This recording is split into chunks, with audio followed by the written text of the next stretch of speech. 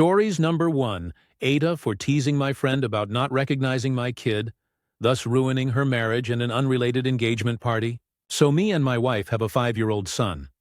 Our group of friends is mostly couples with kids as we are nearing our 40s, and so a lot of our meetings with friends now include meeting up as entire families, kids included.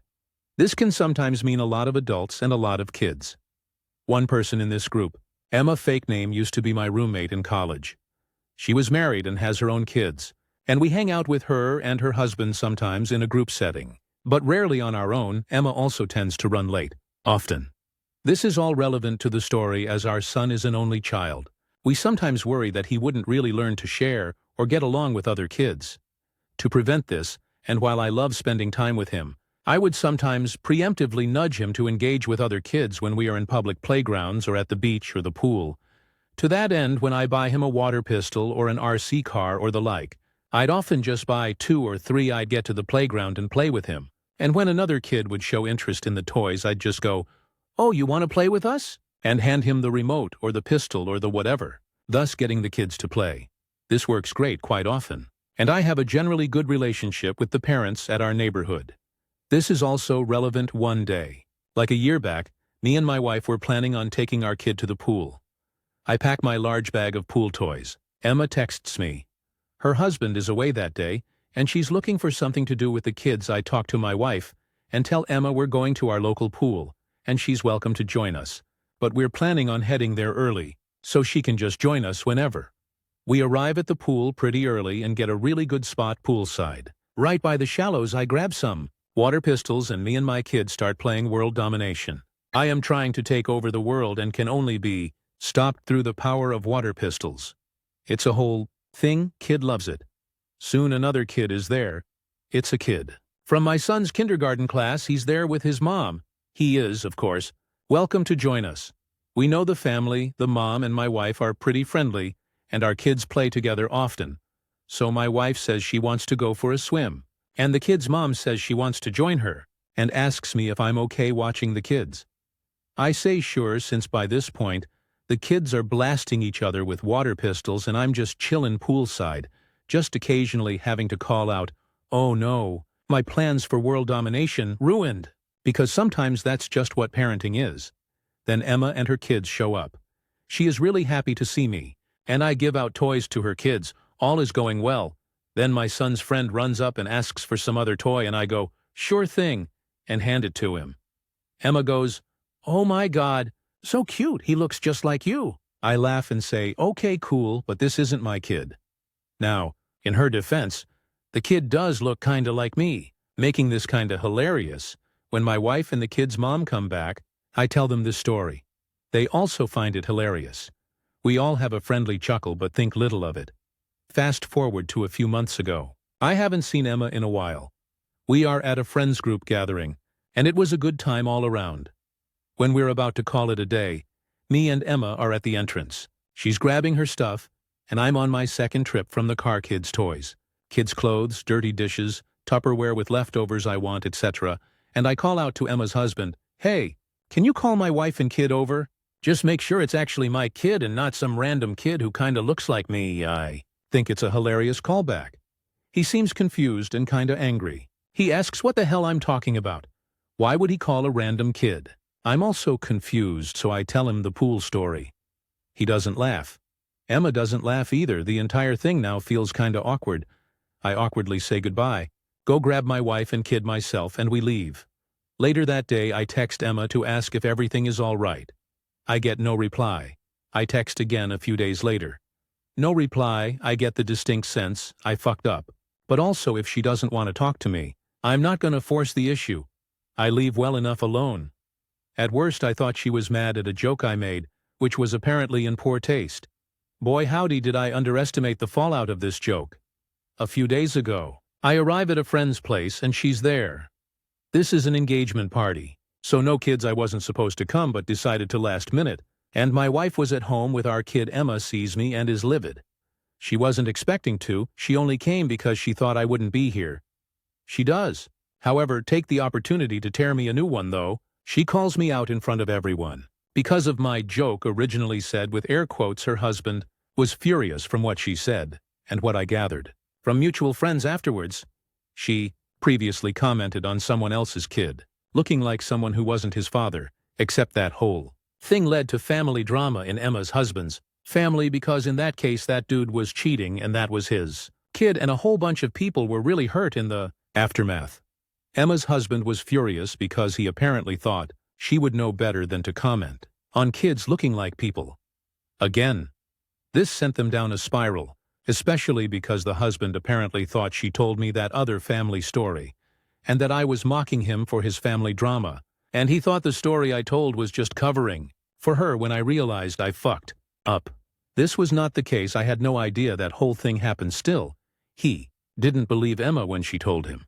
So they are now separated. He calls me an asshole and says I ruined her marriage. I am not a confrontational person. I apologize profusely. I say I didn't. No, and if she didn't want me telling the story, she should have said something. She tells me I'm making excuses. This is now a scene. I apologize profusely again and leave quickly after telling the couple a quick congratulations. I am later told this was anything anyone could talk about at the party. And now the engaged couple are mad at me too. Emma is even more mad because now everyone knows her drama. I am unfriended and unfollowed on everything. Some friends think I couldn't have known better, and the joke was pretty benign. Other friends say it was in really poor taste to throw her under the bus, and I am totally the asshole. Emma's best friend, who I also know from college, thinks I did know about the thing with her husband, and now I'm just covering my own ass to get away with being cruel. It has been a few days, and some of my friends will no longer talk to me. Others think she is wrong to blame me and that marriage was doomed anyway. Still, I feel really guilty about making the joke, and I obviously wouldn't have made it had I known the trouble it would cause. I like Emma, and I didn't want to hurt her. I also liked her husband. I'd like to say that maybe he was wrong to let the marriage implode like that because of a stupid joke. But at the same time, I don't exactly know his family drama and their history, nor the specifics of his relationship with Emma. So I can't really say he's wrong or overreacting. The entire thing just kinda sucks. My wife sorta got my back though. She thinks the joke was hilarious, and actually thinks me breaking up their marriage makes it even funnier. Because WTF, she also loves crazy Reddit stories, so she sent me to post this, so at least I got that going for me. Which is nice. So Aita. TLDR, my friend accidentally said someone else's kid looks like me. I later made a joke about this in front of her husband. Turns out she said something like that before, and it destroyed their marriage. She confronted me at an engagement party, and apparently I ruined that too. AITA? Relevant comments.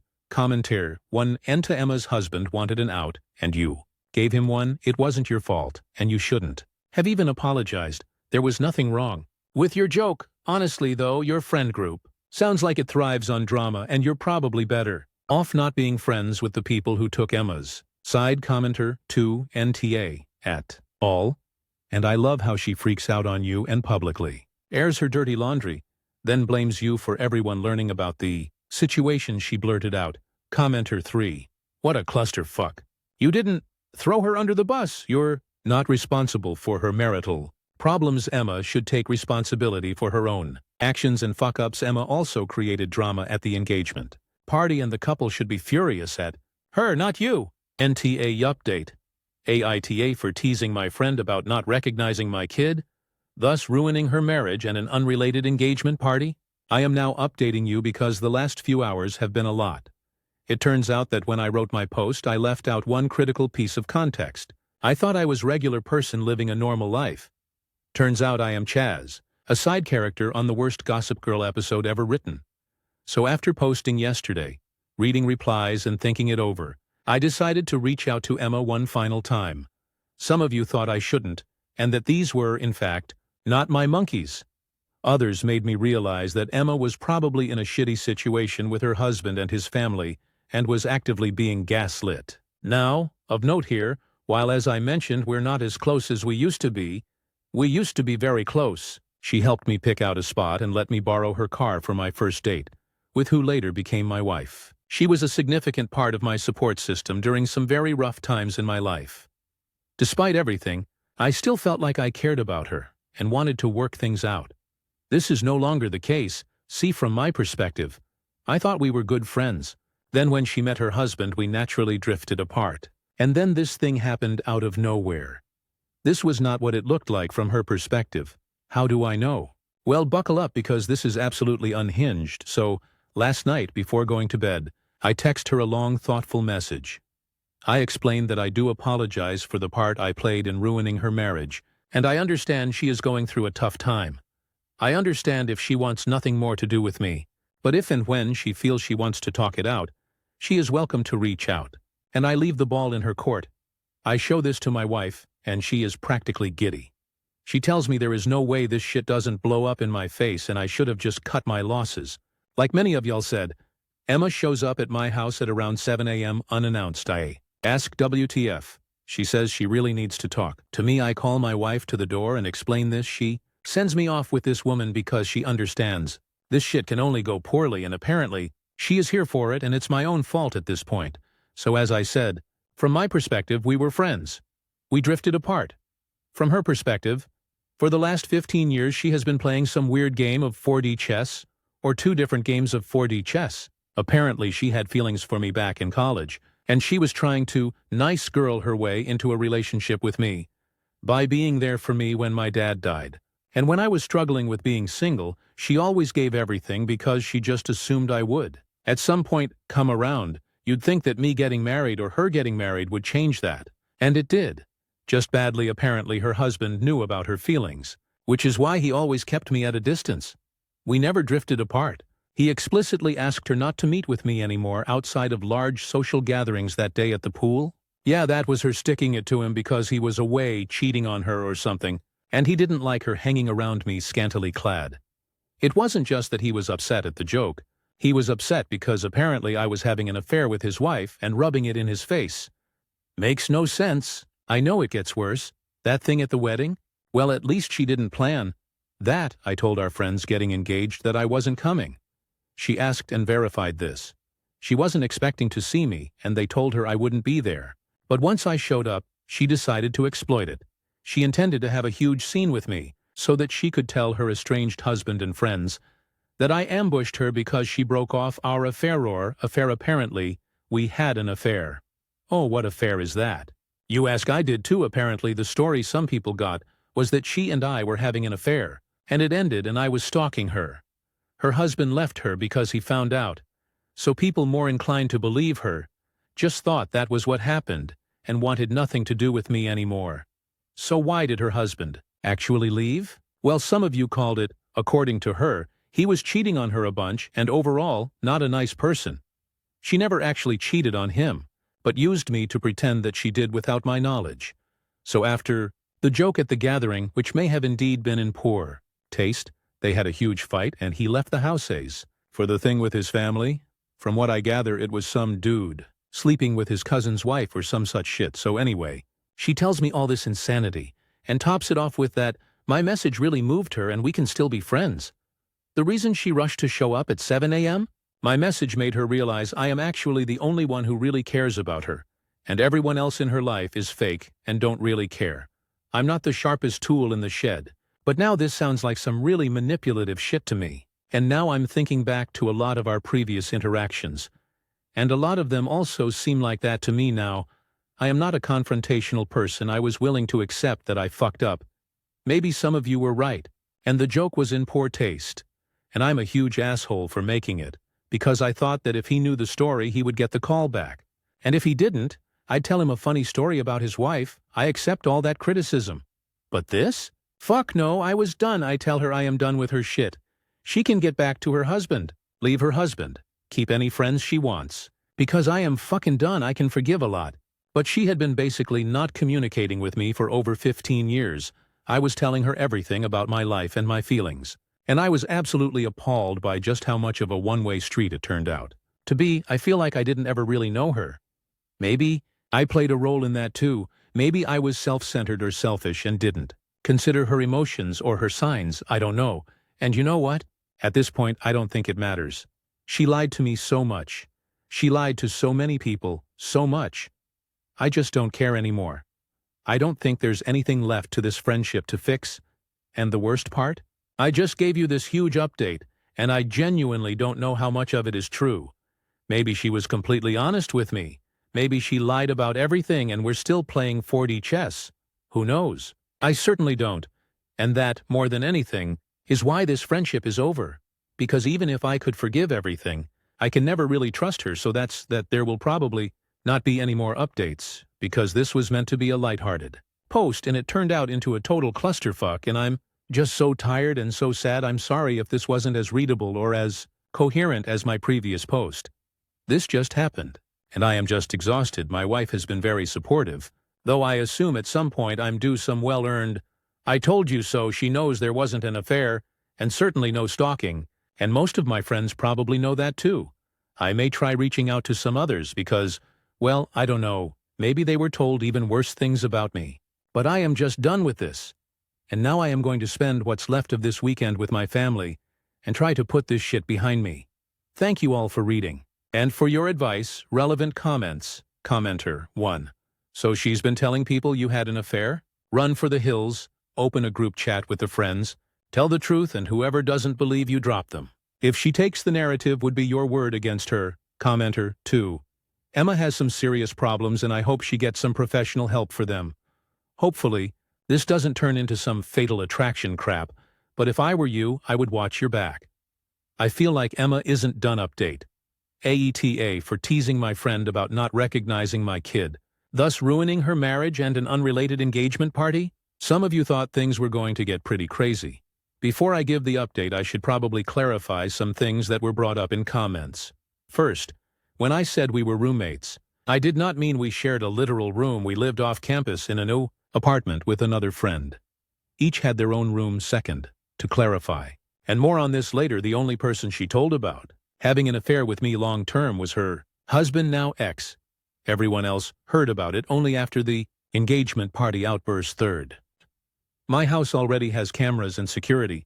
My dogs and her never really got along, so I don't think she's going to be trying anything. Anyhow, suppose they were the first to know what's up. Okay, on to the actual update. While unfortunately I do not have the conversation with her recorded, I do have a text from a later time where she confirms making it up. I did not block her because my wife said it might be better to let her incriminate herself further and have it documented. So I just let her do it for a while, and once I got her to admit she made the affair up, I stopped responding.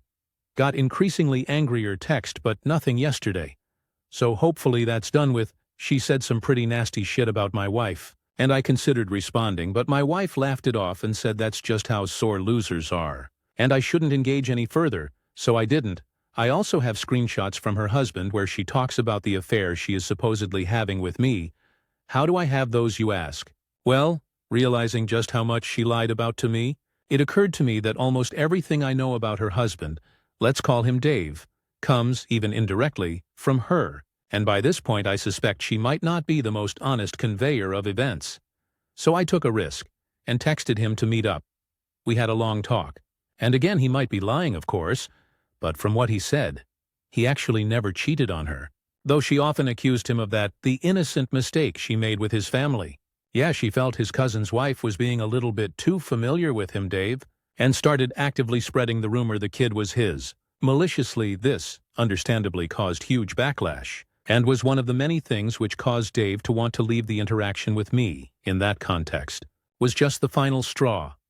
Thinking of that now, the mistake she made with me might not have been so innocent, and I think she might have tried to start some shit if my wife or the kid's mom were less good-natured about the whole thing. So anyway, Dave is fighting for full custody, so that can get really ugly. Don't know the legal nuance of divorce, but I assume he's in for a shitstorm. He really likes a lot of our mutual friends, and has been a part of the group for quite a while, so he doesn't really want to have to leave or anything, and to be fair, having talked to him versus Emma, I tend to agree. We talked for a long time and he seems to be a pretty good guy, though I have been wrong before, and I offered some support because, well, having read my posts, you can probably assume what divorcing Emma is like. He worries about it and I understand him completely. So I offered support best I could and will probably continue to do so. So, as for my friends, I sorta took y'all's advice, but not really. I didn't do a group text, but I did give a short summary of what happened and some choice screenshots to most of my friends.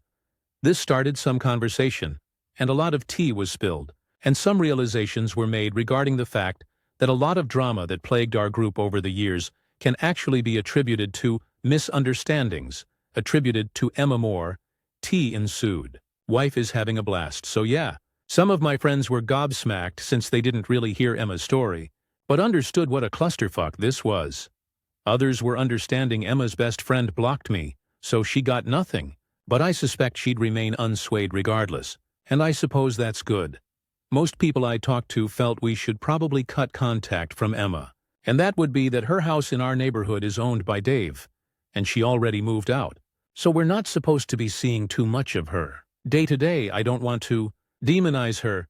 I don't think she was evilly cackling. As she tried to ruin lives, I think she is a very troubled person, and I still hope she finds peace and friends and relationships that would help her through whatever the fuck she is going through. And mostly a good therapist. But this is no longer my circus, and she is not my monkey. And so I hope she does all that way the fuck away from me as for my wife. Here things get a little tricky. See, my wife confessed that she and Dave were having an affair all this time, and so we are getting a divorce. I'm kidding about the last part. Of course, God, could you imagine? No, my wife is awesome, and remained awesome. Since the situation seems to be mostly resolved, she is now allowed to tease me about it, which she had been a lot. I might take a while to live this down, but otherwise we are doing well, and for the most part things seem to have settled down with my friends, though I may want to reevaluate some of my relationships with some of the ones who were more inclined to believe some pretty bad shit about me and... yeah, that's about it. Sorry, there wasn't really the crazy showdown some of you may have expected. I do think this thing is behind us now, and thank you all for reading, and for your advice, relevant comments, Commenter 1. Wife is having a blast. Well, it is always to have a good humor and the ability to stay positive during the shitstorm. You have a smart one. Don't ever let her go. Lol. Commenter 2. OP's wife is awesome. He needs to butt her like a bouquet of chocolate-covered strawberries. Or something. She has been Anchor is into. Hurricane OP. Glad this is working out and is hopefully settling down. Good luck. Commenter 3. You had me with that line about your wife having an affair. I've been so invested in this story, and I swear I almost threw my phone across the room and just gave up. She's my favorite character. No, but seriously, I'm glad it's finally over for you, and you can start moving past all this insanity. What a ride. Reply. Well, it made her giggle and call me a dumbass when she read it, which is how I know it was good. Commenter 4. I have to be honest, you are one lucky SOB for marrying that woman. Many people would not find the humor in this so easily. Make sure you are taking good care of her. Take her amazing ass out to dinner and buy her flowers. She deserves it. Reply. I agree with this take completely. And I am on it. Commenter 5. Wow. Am exhausted and I'm not involved. Glad your wife sees the funny side of it. Seems Emma is very troubled and what should have just been a, hey, I really like you years ago has spiraled into her trying to manipulate an endgame of sorts here. Either way, not your problem. I would help Dave out in a custody battle if needed and state if Dad is being falsely accused of stuff. Just say this was the situation. It wasn't true. I am not inclined to believe what she says. At least then the judge will know she's a proven liar, and that should hold some weight on whatever she says in a custody battle. Reply. Legit do not know how this works or what will be required legally, but I'll be here if needed. Stories number 2. Aita for asking my wife to choose our family over hers. I posted on here a bit ago about a situation when I sort of forced my way into a zoo trip my wife had planned with the kids, my parents, and my in-laws. See my previous post. A lot of people thought I was the AH for doing that, even though that wasn't the point of the post, but now I've found myself in a similar situation and tried doing the opposite, and it doesn't seem to be working out any better. So my wife has already told me that I am the AH in this situation, even if she didn't use those exact words. And I know nothing Reddit has to say about it would change her mind, especially since I can't tell her that I'm even posting about it, but I'm starting to question my own judgment a bit here, so maybe you all can set me straight. My wife and I are in the middle of a really rough patch in our marriage. We separated for 6 months, and even when we ended the separation, the issues that caused it weren't fixed. Long story short, I lost my job when she was pregnant. She asked me to move out. When I moved back in, I was sleeping in the basement for quite a while. She's refused any sort of physical contact, And we've just started marriage counseling. Second session was last night. And in MC, I've come to learn that her family more or less hates me. Or at the very least, doesn't trust me. Like not at all. During our MC session last night, our therapist said that it was important for us to start spending more time together, both as a family, 2 kids, and as a couple. My wife was resistant to the idea of date nights, so the counselor reframed it as exposure therapy. Basically, she said that neither of us will ever get past the barriers that have built up in our relationship if we continue to essentially live separate lives. My wife seemed to understand that and was fairly receptive to the idea, at least while we were in the counselor's office. Which brings us to this weekend in America. It's a holiday weekend and our family has a long-standing tradition of spending the 3-day weekend at my in-laws' camp on a lake. My Sil and her family come, and most of my wife's extended family pops in at least for an afternoon, evening or two, even if they don't spend the night. Some of her and my SIL's friends from high school usually drop by for a catch-up, too, and I know my wife has been trying to reconnect with friends in an effort to find an identity outside of just being a mom and a wife.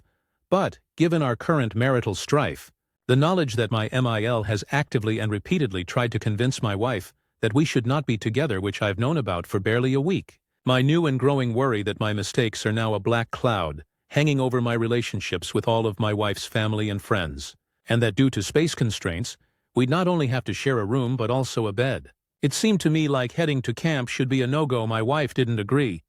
In fact, 15 minutes after we got home from our MC session last night, she started packing up for the weekend, but she was only packing for her and the kids. She didn't come right out and say it, but it was pretty obvious even to usually oblivious me that the plan was for my family to go to the lake without me, even though we'd just been told a little more than an hour. Before that, we needed to spend time together. I tried pointing that out in as calm and as non-confrontational a way as I could.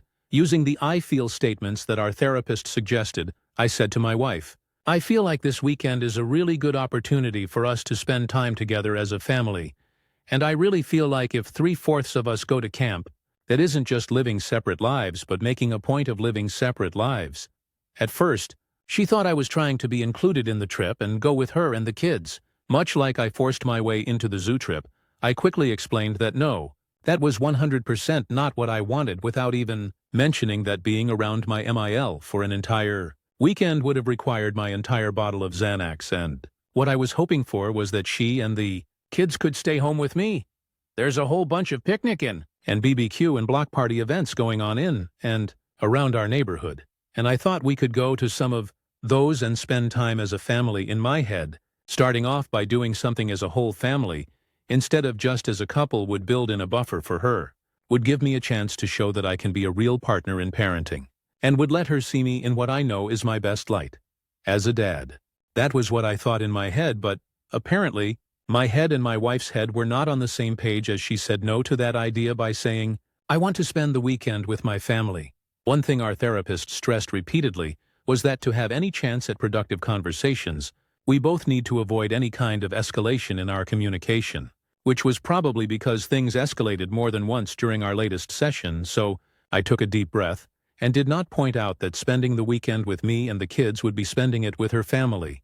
And despite what many Redditors have said I should do, I didn't lay out any ultimatums or ask her to cut back on contact with her family or suggest that she was planning some kind of lakeside hookup with some guy my Emile might better approve of. But this is when I might have been the AH, or definitely was. According to my wife, I tried sticking to the I feel idea and told her that I felt like if she took the kids and went to camp without me, especially if she went less than a day after our counselors said we needed more time together, that she was making a choice, and that choice was clearly not us. So in her mind, for all intents and purposes, I gave her an ultimatum. Do you think she took that well, and we were able to have a calm and productive and healthy conversation about it, and maybe even come to some sort of compromise? Do you think I'd be posting this at almost midnight on the Friday of a holiday weekend because my blood pressure is through the roof and I can't sleep if she did?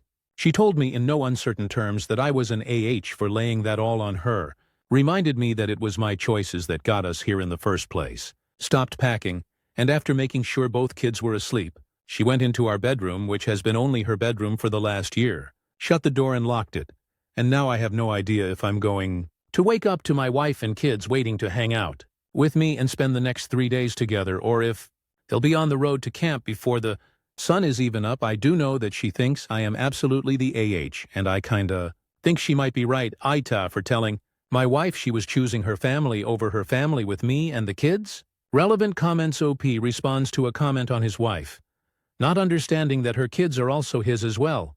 She shouldn't be separating her kids from their dad. Reply: I'll admit it. I was thinking a lot of this on Friday night after I posted. Spent most of the night getting increasingly pissed off, which was sort of the opposite of what the counselor said I should be doing. I was ready for a fight, and then my wife actually came to me and offered a compromise, and while I was still a bit angry, I did my best to see it as an olive branch and chose to take it instead of breaking it. We'll see where things go from here. Commenter: I'm very curious how much you helped with parenting, home maintenance and financial support to the kids during the separation, and why you haven't agreed to your wife cutting back her hours like she desperately needs to. Reply: Until I got an actual job and not just PT work to keep some money coming in, she was the primary financial support. But when I got my current job, I was able to get back to contributing what I had before, and eventually, even more than I had. The entire time I wasn't living at home, every penny I made that I didn't have to spend on food or gas was put directly into our joint account and available for her to use for the house and the kids. I parented as much as possible, including picking my son up in the mornings and evenings. I took him to doctor's appointments and went to every baby-related appointment with my wife.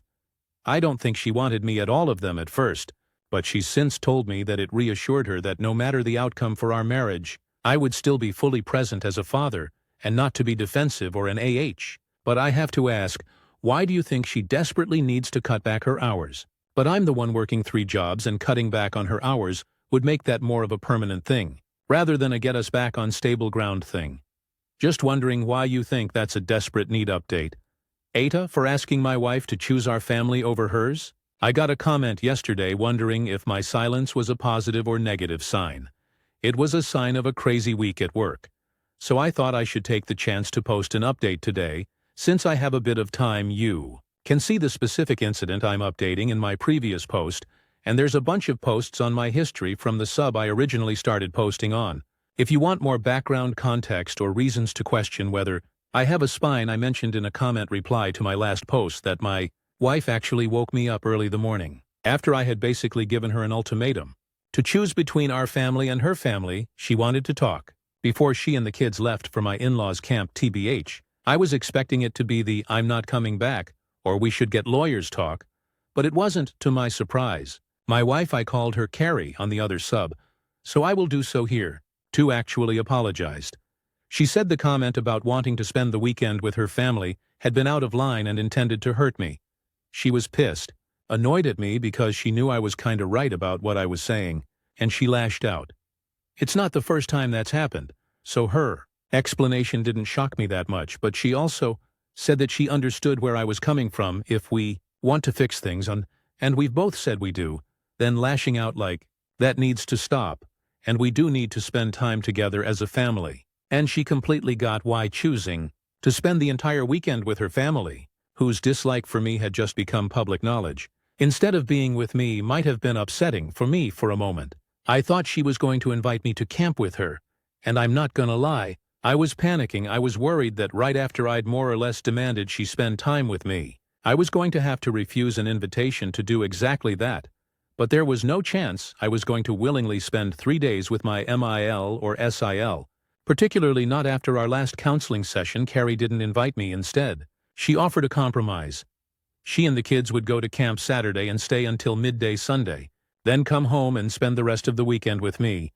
There were some family members of hers who live out in California who would be there on Saturday, and she doesn't get to see them very often, so that actually felt really fair to me, and like Carrie was putting in an honest effort to try and meet me halfway, so I agreed.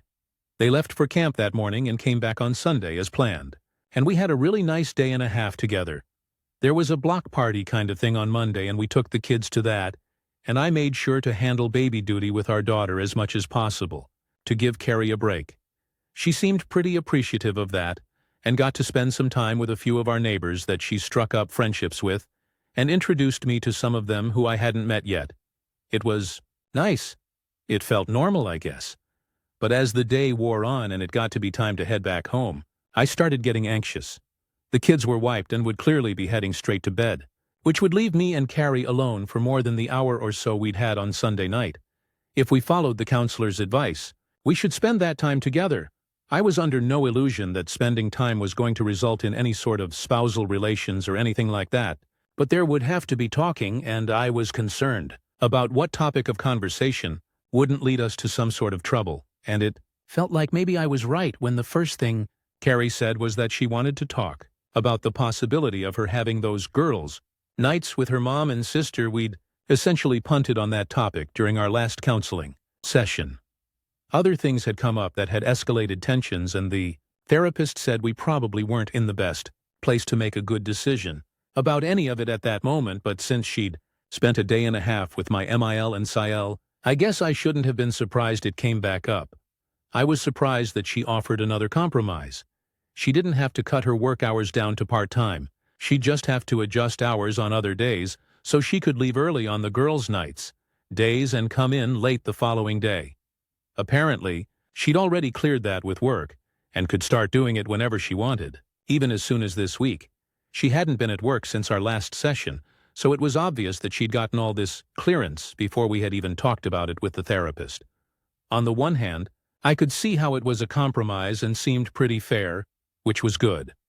On the other hand, I felt sort of misled, not sure that's the right word, like she had made the compromise about the weekend to soften me up for the possibility of agreeing to girls' nights. I'll say that might be me being paranoid or overly suspicious, and that's probably a direct result of how many "she's planning to cheat or already is" comments I've gotten here. But just because you're paranoid, that doesn't mean they're not out to get you, right? I did my best to ignore the paranoia, but also get to what was starting to worry me. I asked her flat out why having a weekly girls' night with her mom and sister, something she'd never done before, was so important to her now, especially since both MIL and SIL are very actively against our marriage.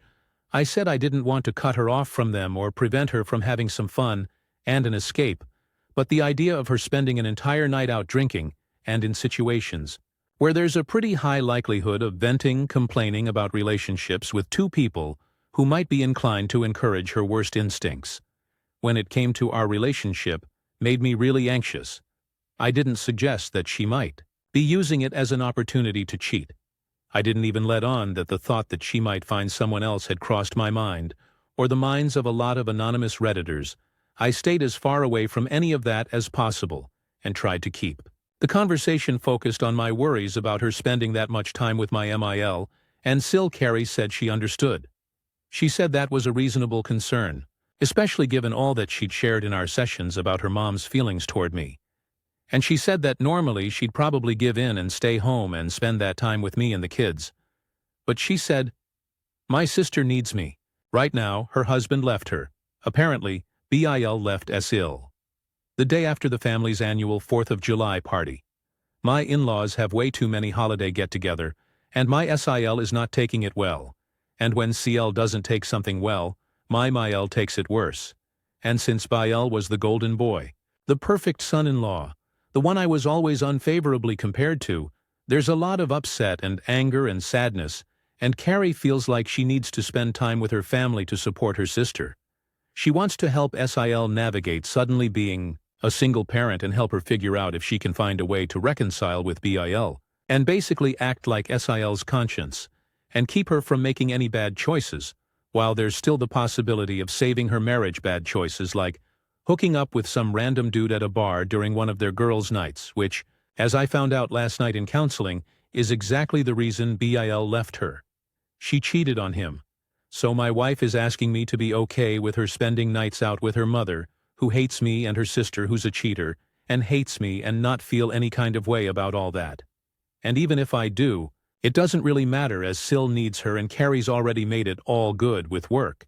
And in doing that, she was compromising on what she really wanted and had asked for, and that's a good thing and a sign of progress for our own reconciliation, and both Carrie and our therapist think, if I can just see it in those terms, I'll realize that there's nothing to be worried or upset about, which is how I got here.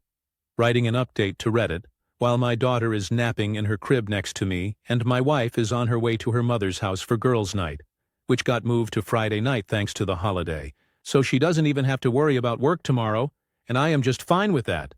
Really, I'm totally 100% fine with it. I even told Carrie that on her way out the door.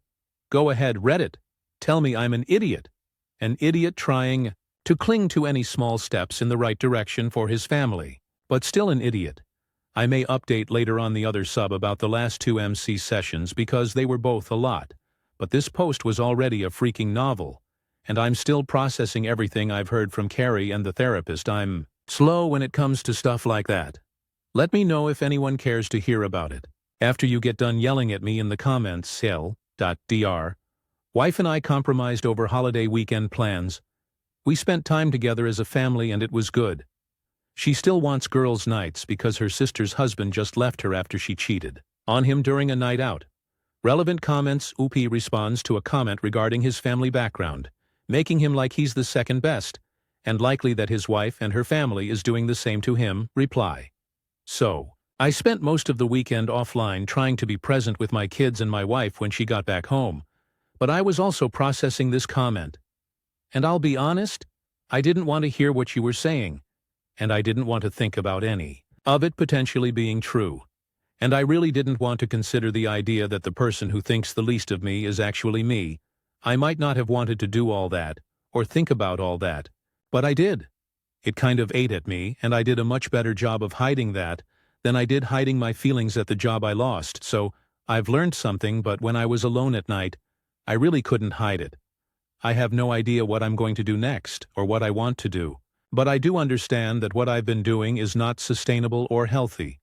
I have an appointment with my old individual therapist this week. I texted her last night, hoping for a response today, but she replied almost immediately, she's squeezing me in for an emergency session.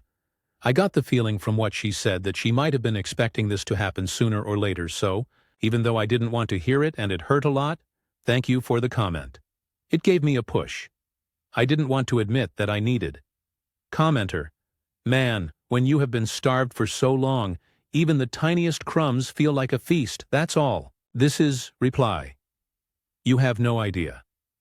My son gave me a hug yesterday, and then dragged my wife into it, and it was the first physical contact in forever. Between that and her compromising on the weekend, I felt like it was an emotional Thanksgiving buffet. Update 2. Aita, for asking my wife to choose between her family and ours. Previous posts in my history. Can't get linking to work on mobile. Not the update I had planned for. I thought I was going to post about the revelations in marriage counseling and more about my own therapy session, and instead, I'm writing this while sitting in an uncomfortable pleather chair in the family lounge of our local children's hospital, where I've been for about the last 24 hours. Long story short, my son fell down the stairs in our house at minimum. He broke his arm, I say, at minimum, because they've been evaluating him for head trauma. And there are questions as to what caused the fall. We have very specific rules for the stairs with him. No socks or footy PJs. Always hold the railing. Go very slowly, and if mom or dad are there and not holding his sister, hold one of their hands. He was good on the first 3. We even installed a second railing below the first one, at a more age-appropriate height. He had a grip on it. But I was the only one home and was carrying his sister down the stairs, so he didn't take my hand. I don't know what happened. Exactly, I've described it like 20 times to the doctors and to my wife. But it's still not entirely clear. He was down 3 steps, and his foot was out to go down 1 more, and then he just stopped, and then dropped. It was about 6 more steps, to the bottom, and I chased but couldn't get there, and I think it was when he hit the landing that his arm broke. But he didn't even cry out. I called 911, and then my wife, but had to leave her a voicemail. And how the fuck do you leave that message without sounding like it's the end of the damn world?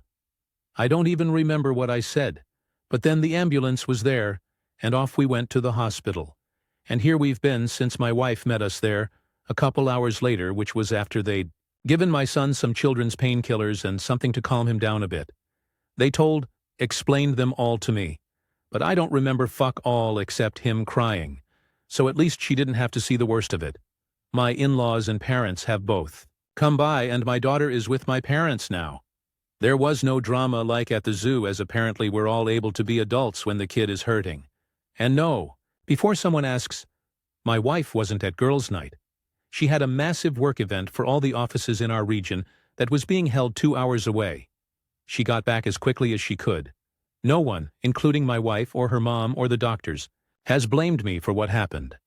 The guilt is eating me alive, though I should have been quicker. I should have been in front of him and not behind him.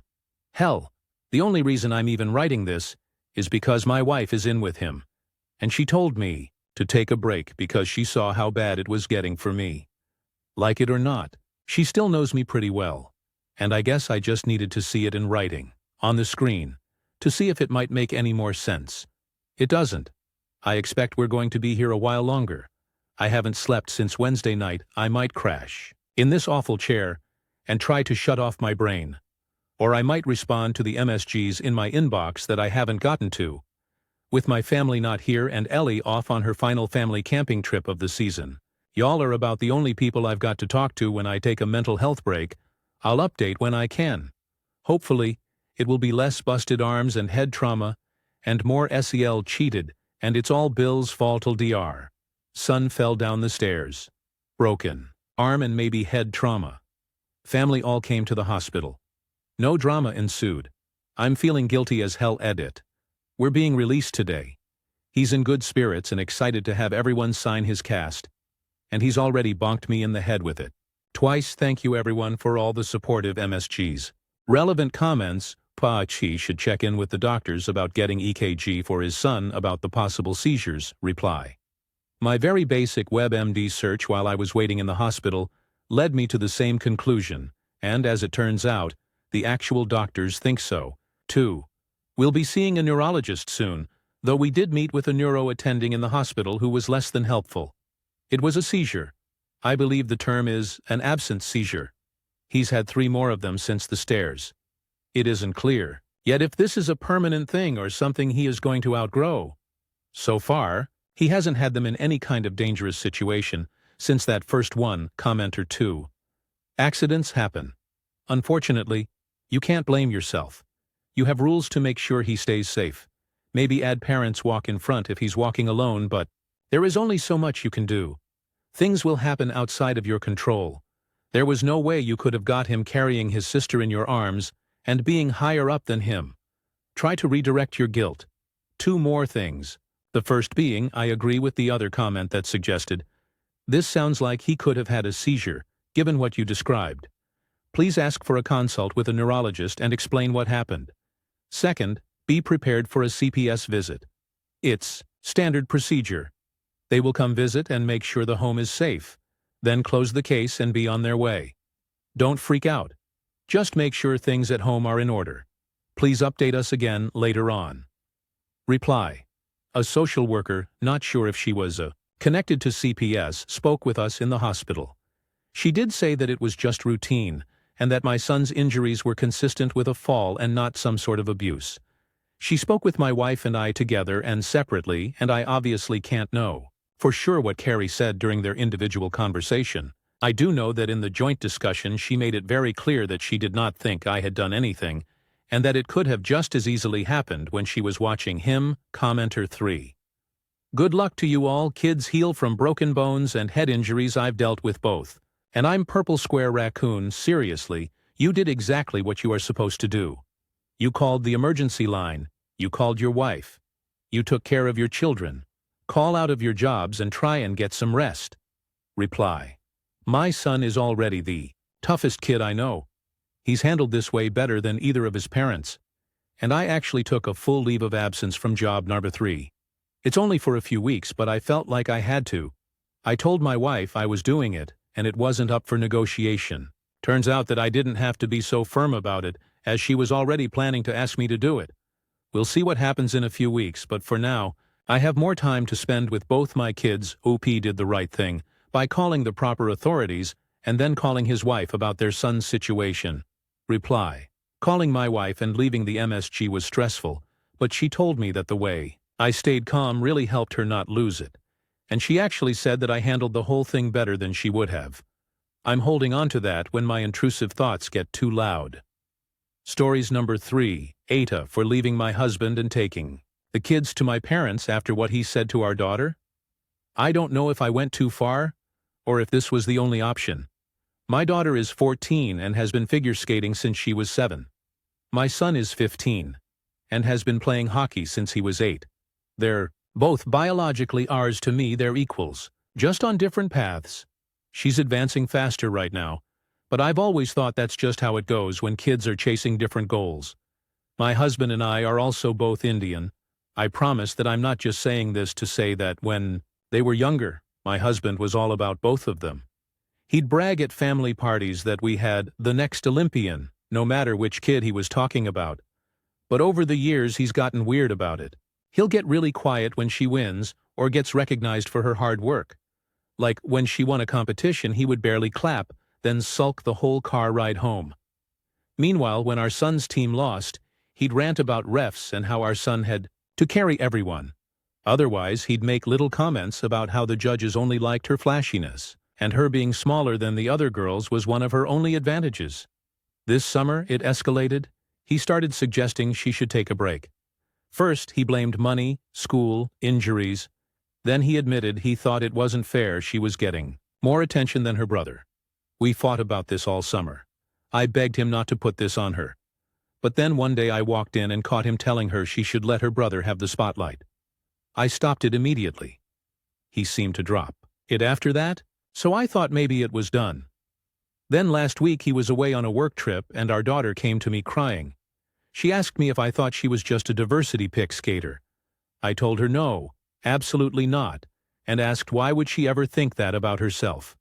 She didn't want to explain, but finally she showed me texts from her dad. He'd written things like, she only gets ahead because she's brown, that skating isn't for girls like her, that she should quit before she humiliates herself, that she's selfish for taking resources away from her brother. I felt like my heart was being crushed. Reading it, I packed up the kids and went to my parents' house. When I told him over the phone that I and the kids needed time and space away from him, he came home early and showed up at their place. He begged me to come back, crying, saying he'd do counseling, anything, that he can't lose his family. Then his parents started calling me. They keep telling me I'm destroying the family, that all dads are harder on their daughters, that I shouldn't throw away a marriage over a misstep. They bring up things like, children need both parents under one roof. What will people say if you separate? A wife and mother should think about the bigger picture. And they've said things that feel personal about me too, about my looks, my skin, things I don't even know how to respond to, but they hurt. And then at my parents' house, my son told me that his dad had also tried to put him against his sister, saying she was just lucky, that hockey is where real men succeed, and that she was taking from him. My son told me he shut it down, and he's proud of his sister, which I am glad about. My husband hasn't come to my parents' house since my dad threatened to call the cops over it, but I ended up having to muting both him and his parents. I looked at some of the texts they sent me. His parents are telling me I'm selfish and will regret this forever. I feel guilty because I split the kids from their dad, but I can't get over what he said to them. Comments. Commenter 1. NTA. Your husband is a misogynistic asshole. Commenter 2. I can't imagine how the daughter must feel. Dad tore down and attacked all of her hard work and accomplishments. Daughter learned that the man who is supposed to love her the most would rather tear her down, so she won't outshine her brother. I don't know how anyone comes back from that. Commenter 3. You are not the Your husband was tearing your daughter down and trying to pit your kids against each other. Protecting them was the right call. He needs serious help. But your kids need to know they are safe and supported. Commenter 4. Your husband is a misogynistic bullying Who the hell pits one against another and thinks it's normal to tear your daughter down at the expense of your son? Your kids are better off without his negative influence, and block his parents. Anyone who supports your husband's behavior needs to be cut out of your life. Life is too short to put up with morons like that. Stories number 4. 2-part question. ATA for 1, telling my wife I'm done, and 2, for what I said, following the backlash of first part. Me, M36, and my wife, 32, have 2 boys together. My wife did have some gender disappointment with our second son, who is now a year old, as she really wanted a girl. She got over it quickly, though, and I expressed after the birth of our second son that 2 was comfortable and enough for me, and that I didn't want any more kids. Again, this was met with disappointment, but she ultimately said financially and living space-wise that having more than 2 would be a hassle, and she got over it. Though I still made it clear 2 was enough for me, I ended up getting a large promotion at work, and we recently bought a new place that has an extra bedroom, which I was happy for as I now have a proper office space. I work from home. We are in the process of buying this property currently and haven't yet moved in. And she brought up the fact that now we have more money and an extra bedroom. Quick point. She knows this extra bedroom is for my office, not another child, that we could have another baby. I again explained to her 2 was enough for me and that I still didn't want any more kids. She got upset and told me how desperate she was for a girl. I told her realistically, even if we did, there was still a 50-50 chance of having another boy. I again repeated myself that I was done having kids and that our 2 boys are enough. She has continued to be upset and bring it up constantly, and even got a little demanding about it, to a point where I had to get stern and tell her, please, drop it. I don't want any more children. Naturally, she's told her friends, and they think I'm being selfish. Even my own mom thinks trying for another child that could be a girl would be a nice idea, but I don't know how many more times I can repeat myself. I went on to say in front of one of her friends who was hounding me about, or when she visited us a couple of days ago, can you imagine if the shoe was on the other foot though? Say we had 2 girls, and I was demanding we keep having babies until we had a boy, but she didn't want any more kids. Can you imagine the shit I would receive being like that? Me saying that was then met with even more backlash, and I ended up leaving the room. I don't want more children. I've been so clear about that since the birth of our second. Comments.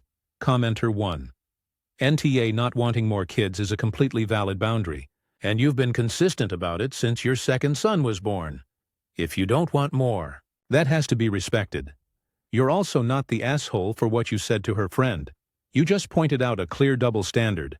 If you were the one pressuring her for just 1 more until you got the gender you wanted, people would call you selfish or controlling. Saying it out loud only made people uncomfortable because it's true. Reply.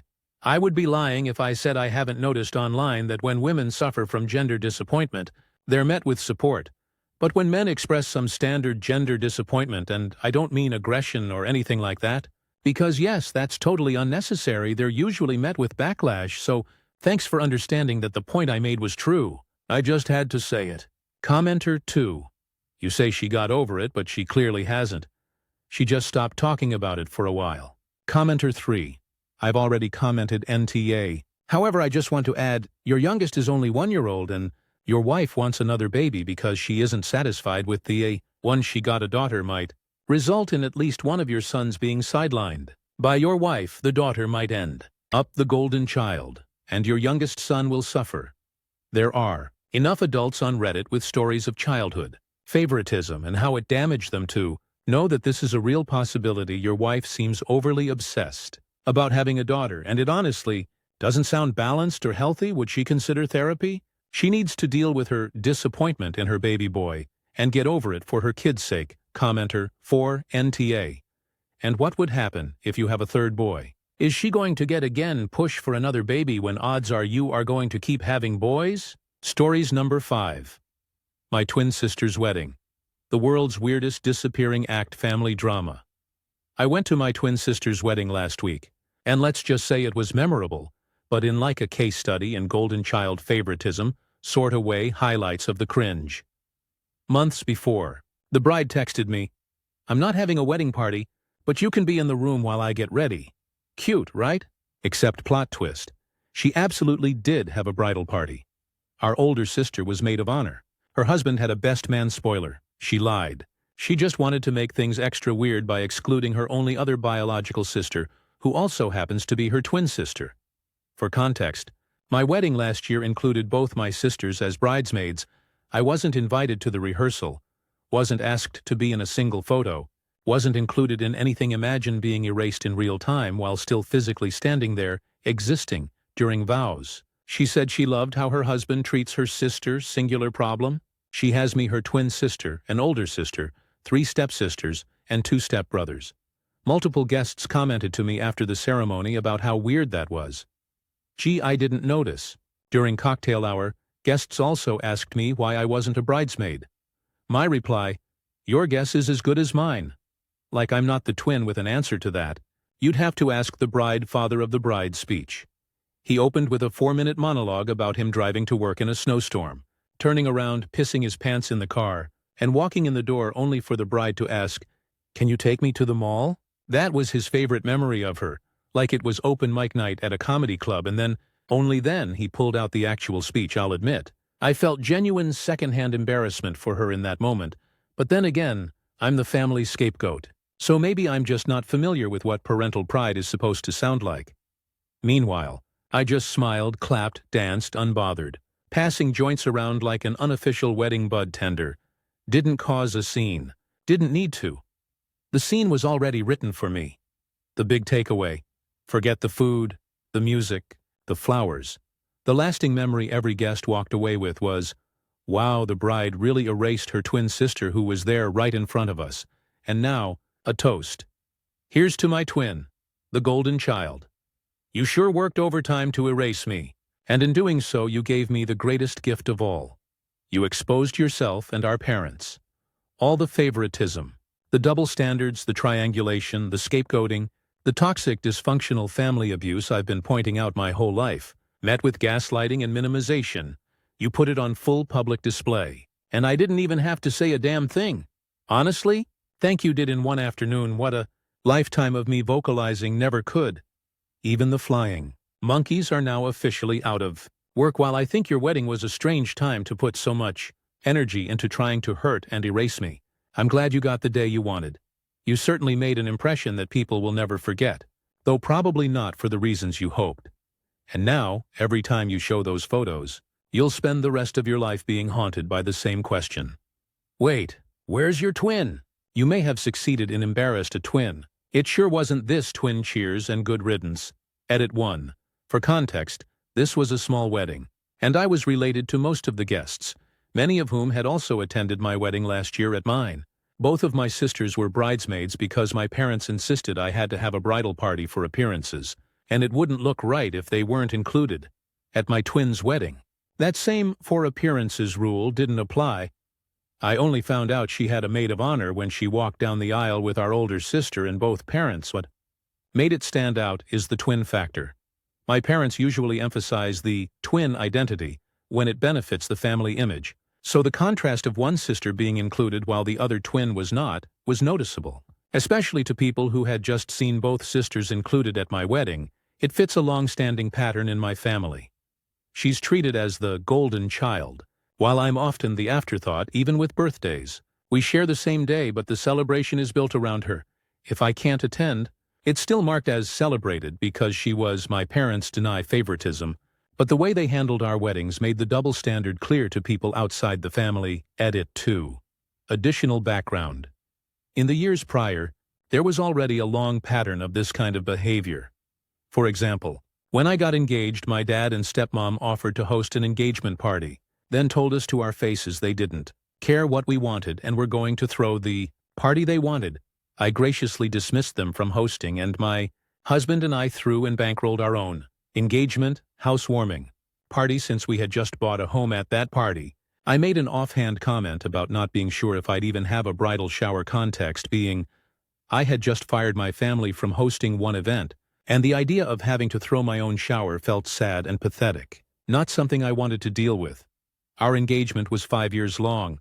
We wanted to buy a house first, and I DIY'd every single detail of the wedding. So I needed the time. Fast forward 35 years. My cousins, friends, and my husband's side of the family were begging me to have a shower and insisted on hosting it for me. I finally agreed and let them plan it.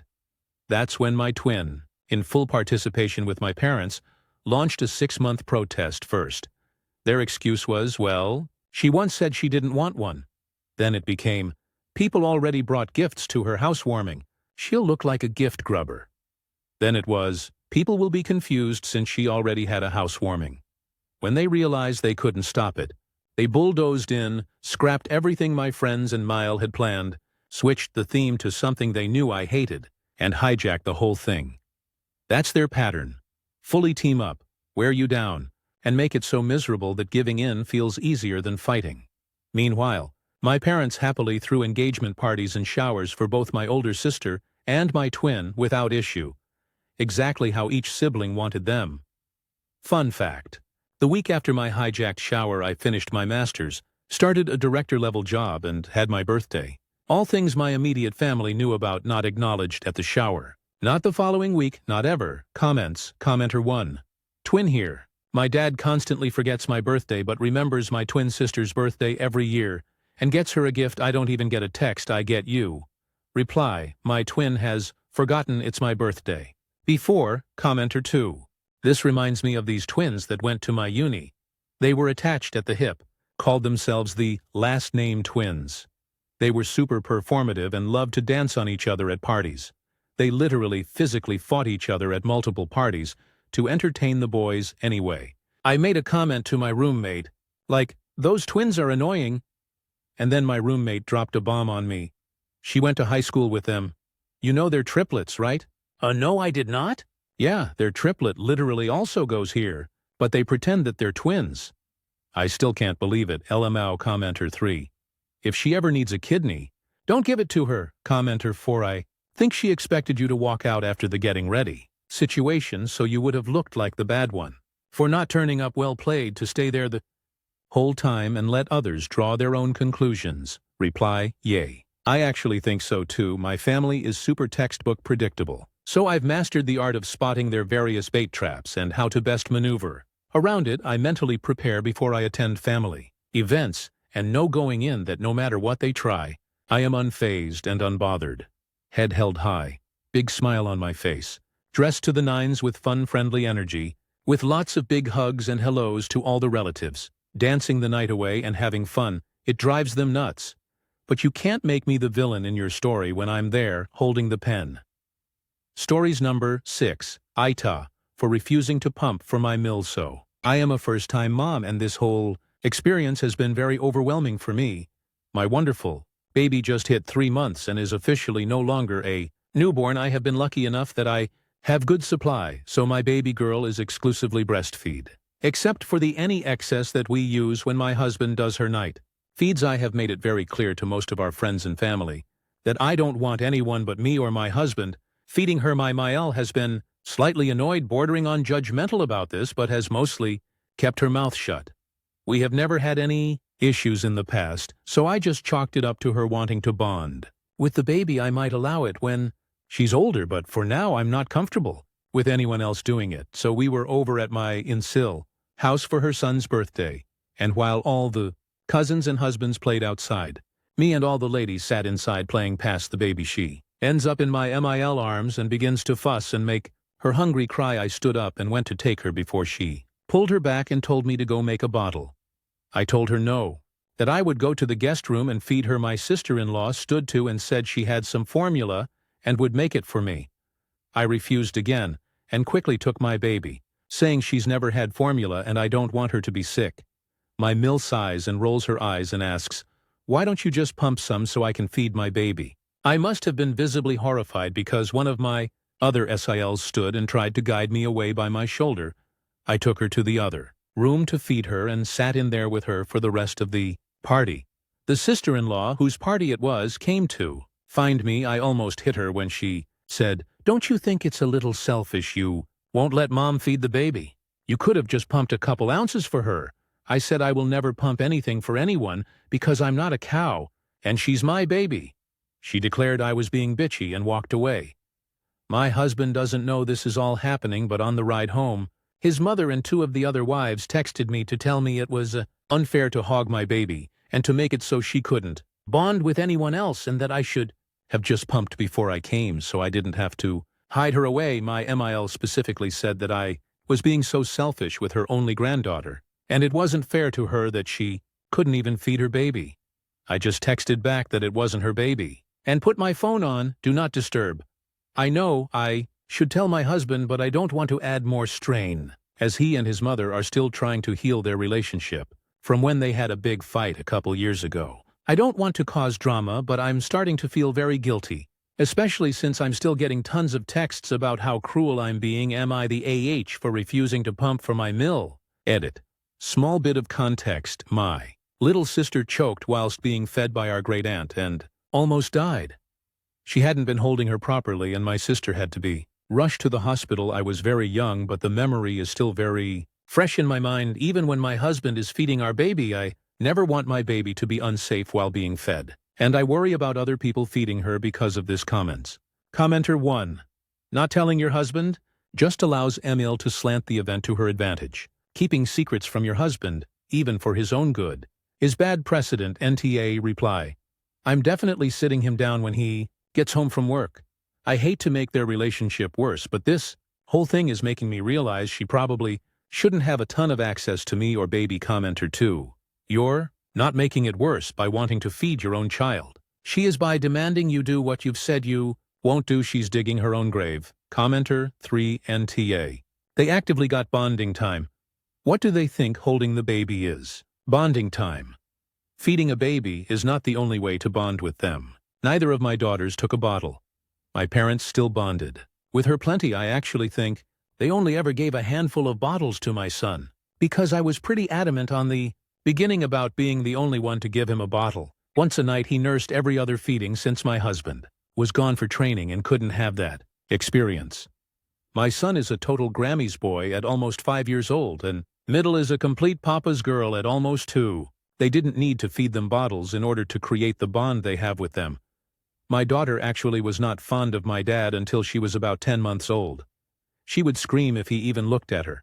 Sounds like Mael and your Siels are just boundary stompers and have zero respect for you. Reply. I guess all the other wives have let her feed their babies.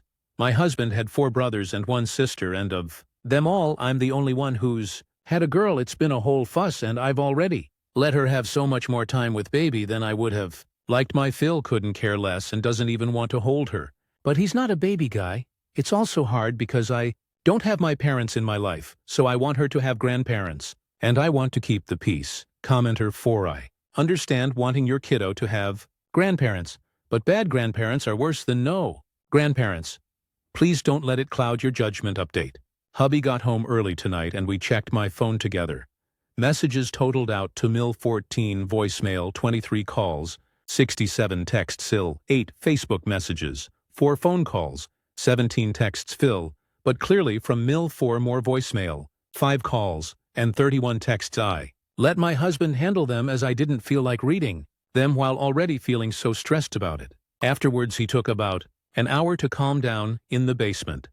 The messages, from what little he did feel comfortable telling me, were about how I was tearing the family apart with my selfish behavior. And why do I even bring baby around if I don't want them bonding with her? The one voicemail was 20 or so minutes long, and it was apparently just her talking about how all the kids are both BF and formula fed so grandma can help, and I'm depriving myself of her assistance. I heard part of her rant saying how she knows best because she had 6 kids and 7, 8 at the same time, and that me being so particular is going to make other babies impossible for me, which is unfair because she wants 2 granddaughters, and I'm the only one that can give them to her. My girl is the first girl baby, and all 12 of her cousins are boys. Husband made one phone call and told her if she is going to just drain my phone battery, she will permanently blocked from my phone. I called my OB today to talk about possibly getting a consult for a therapist to talk about my potential PPA. While I'm sure this situation certainly is adding to it, I want to be as healthy as I can for my baby. A few of my friends visited today and gave me very similar advice on the situation. Comments. Commenter 1. I'm proud of you for letting your husband see firsthand what treatment you're receiving. You and he are a team. Commenter 2. Indeed, in this situation, having a reliable husband who stands by her side is very fortunate. I hope OP can successfully address her mother-in-law's pressure and overcome this challenge. Commenter 3. He is a brilliant man first, husband second, and father third. I can't see where he learnt it from. Commenter 4. He learned what not to do. Commenter 5. Why is feeding your baby the only way for MIL to bond? This is ridiculous. Commenter 6. My guess is it has more to do with the fact that she can't do it, rather than actually caring to do the feeding itself. The idea of being told no is causing the tantrum. Stories number 7. He did what? Several years ago, I was waiting in a grocery deli line to pick up some potato wedges for my wife. It wasn't a long line. I was 4th or 5th in line and the last person in it. Up walks some lady, that's what I'll call her, and what I presume to be her daughter or granddaughter. Anyway, SL keeps trying to jump the line each time a person was served, and the patient deli worker kept telling her she needed to wait her turn. With SL getting more and more frustrated that she could not just do what she wanted, guy before me goes, and I hear her telling her daughter, his granddaughter, "This is fucking ridiculous, I just want some wedges." This being petty revenge, we know exactly what I plan to do upon hearing that. Finally, we get to my turn, and she tries to jump again, only this time I pipe up and let her know the end of the line is behind me. She did not like that at all, exclaiming, "This is bullshit. It's first come, first serve." The worker and I just stared at her until she walks back to her irritation area off to the side, and I see there are scant few potato wedges available. So, I tell the worker I'll need more than what's available, and he says they'll need to drop some more. About a 5-minute wait. It was longer than that, closer to 10 as it turns out. Knowing what the lady wants and that it's not there, I say he can help her. They go through the same process, which irritates her further, but says something like, "Fine, might as well at this point," and steps aside in a huff. New wedges are brought out, and I see her start to move like she's going to jump in front of me. But I remind her, I'm next to order. Deli guy asks how much I want, usually in pounds, and I quietly say, "I want all of the wedges." "All of them?" "All of them." He cracks a bit of a smile and says, "Sure thing," and gathers them up for me. I start to walk away, slowly so I can see the aftermath, and shrilly she shouts, "He did what?" and whips her head around to me. I wish I could say I locked eyes with her and ate a wedge right in her face, but alas, that idea came to me as I recounted the tale. To my wife at home, best $14 I ever spent, commenter what? As someone who has worked in a deli, I have had similar things happen to me. I can with confidence say, "You made that deli worker's day by doing that." I guarantee that guy still tells people about the time an inconsiderate customer got her comeuppance. Commenter 2. She clearly doesn't understand what first come first serve means. Commenter 3. I accidentally did this in a fine dining restaurant in Sioux Falls. I ordered the king crab legs, a full pound, table next to me. Those look great. Sorry, we're out next. I order beef marrow bones with toast points. They were divine, couple orders. Sorry, we're out. Finally, I order the whey beef. Sorry, we're out. I felt so bad for them. Everything I ordered came out beautiful, and they couldn't have any of it. Stories number 8. ADA for shutting my mom and sister out and ruining their morning after my daughter was stillborn, and they made it all about them. And their grief? I, 19F, gave birth to my stillborn daughter 6 weeks ago. We told our families after she was here because everything happened so fast. My boyfriend's family rushed to support us and offer all the support they could. My dad replied with some support. My mom and sister were quiet to us and instead took to socials to ask for thoughts and prayers for themselves, and taking sympathy and making it all about them. My mom was crying about her first grandbaby being dead and how she'd never get to meet her, and my sister was talking about her joy of aunthood being robbed. It took 3 days for them to reach out, and when they finally did, it was still all about them. They demanded we tell them our plans, and my mom asked why I never went to her and my sister to comfort them. That ended in a fight. When I told my family I was pregnant, they were not supportive. My mom and sister expected me to abort. My sister told me I shouldn't have kids. My mom told me I was a silly little girl trying to play mom, but they seemingly came around. It still hurt, and we weren't as close. But I still would have expected them to be there for me when she died, and they weren't. So I ignored all their questions and calls, and we had our daughter cremated with my boyfriend's family there for support. My mom and sister found out last week because of my boyfriend's sister. She didn't mean to start anything, but she did bring up the cremation. My mom and sister were going crazy. And I think the day they found out, I got about 150 texts, and they called 20-ish times. I had to turn my phone off because they were trying until around 3 or 4 a.m., and it's still continuing. But less than the day they found out, they accused me of ruining their morning by depriving them of the chance to be there and say goodbye. I've been called selfish too for not thinking of them at all in this time. It reads more and more to me like they expected us, to treat them like it was their loss primarily. And we were just the silly little kids, like they said. My dad hasn't been like this, but he hasn't exactly been a ton of support either. And he's trying to play peacemaker, right? Now I think I might be done for good, but with how sure they are that I'm some evil witch for shutting them out, I'm faltering. That could also be the fact I'm falling apart and not sure how to get out of the grief I'm drowning in too. But right, now I want to scream I hate them, and I wish they'd get the fuck away and leave me and my daughter's memory alone. But maybe that's not fair. Aita comments. Commenter 1.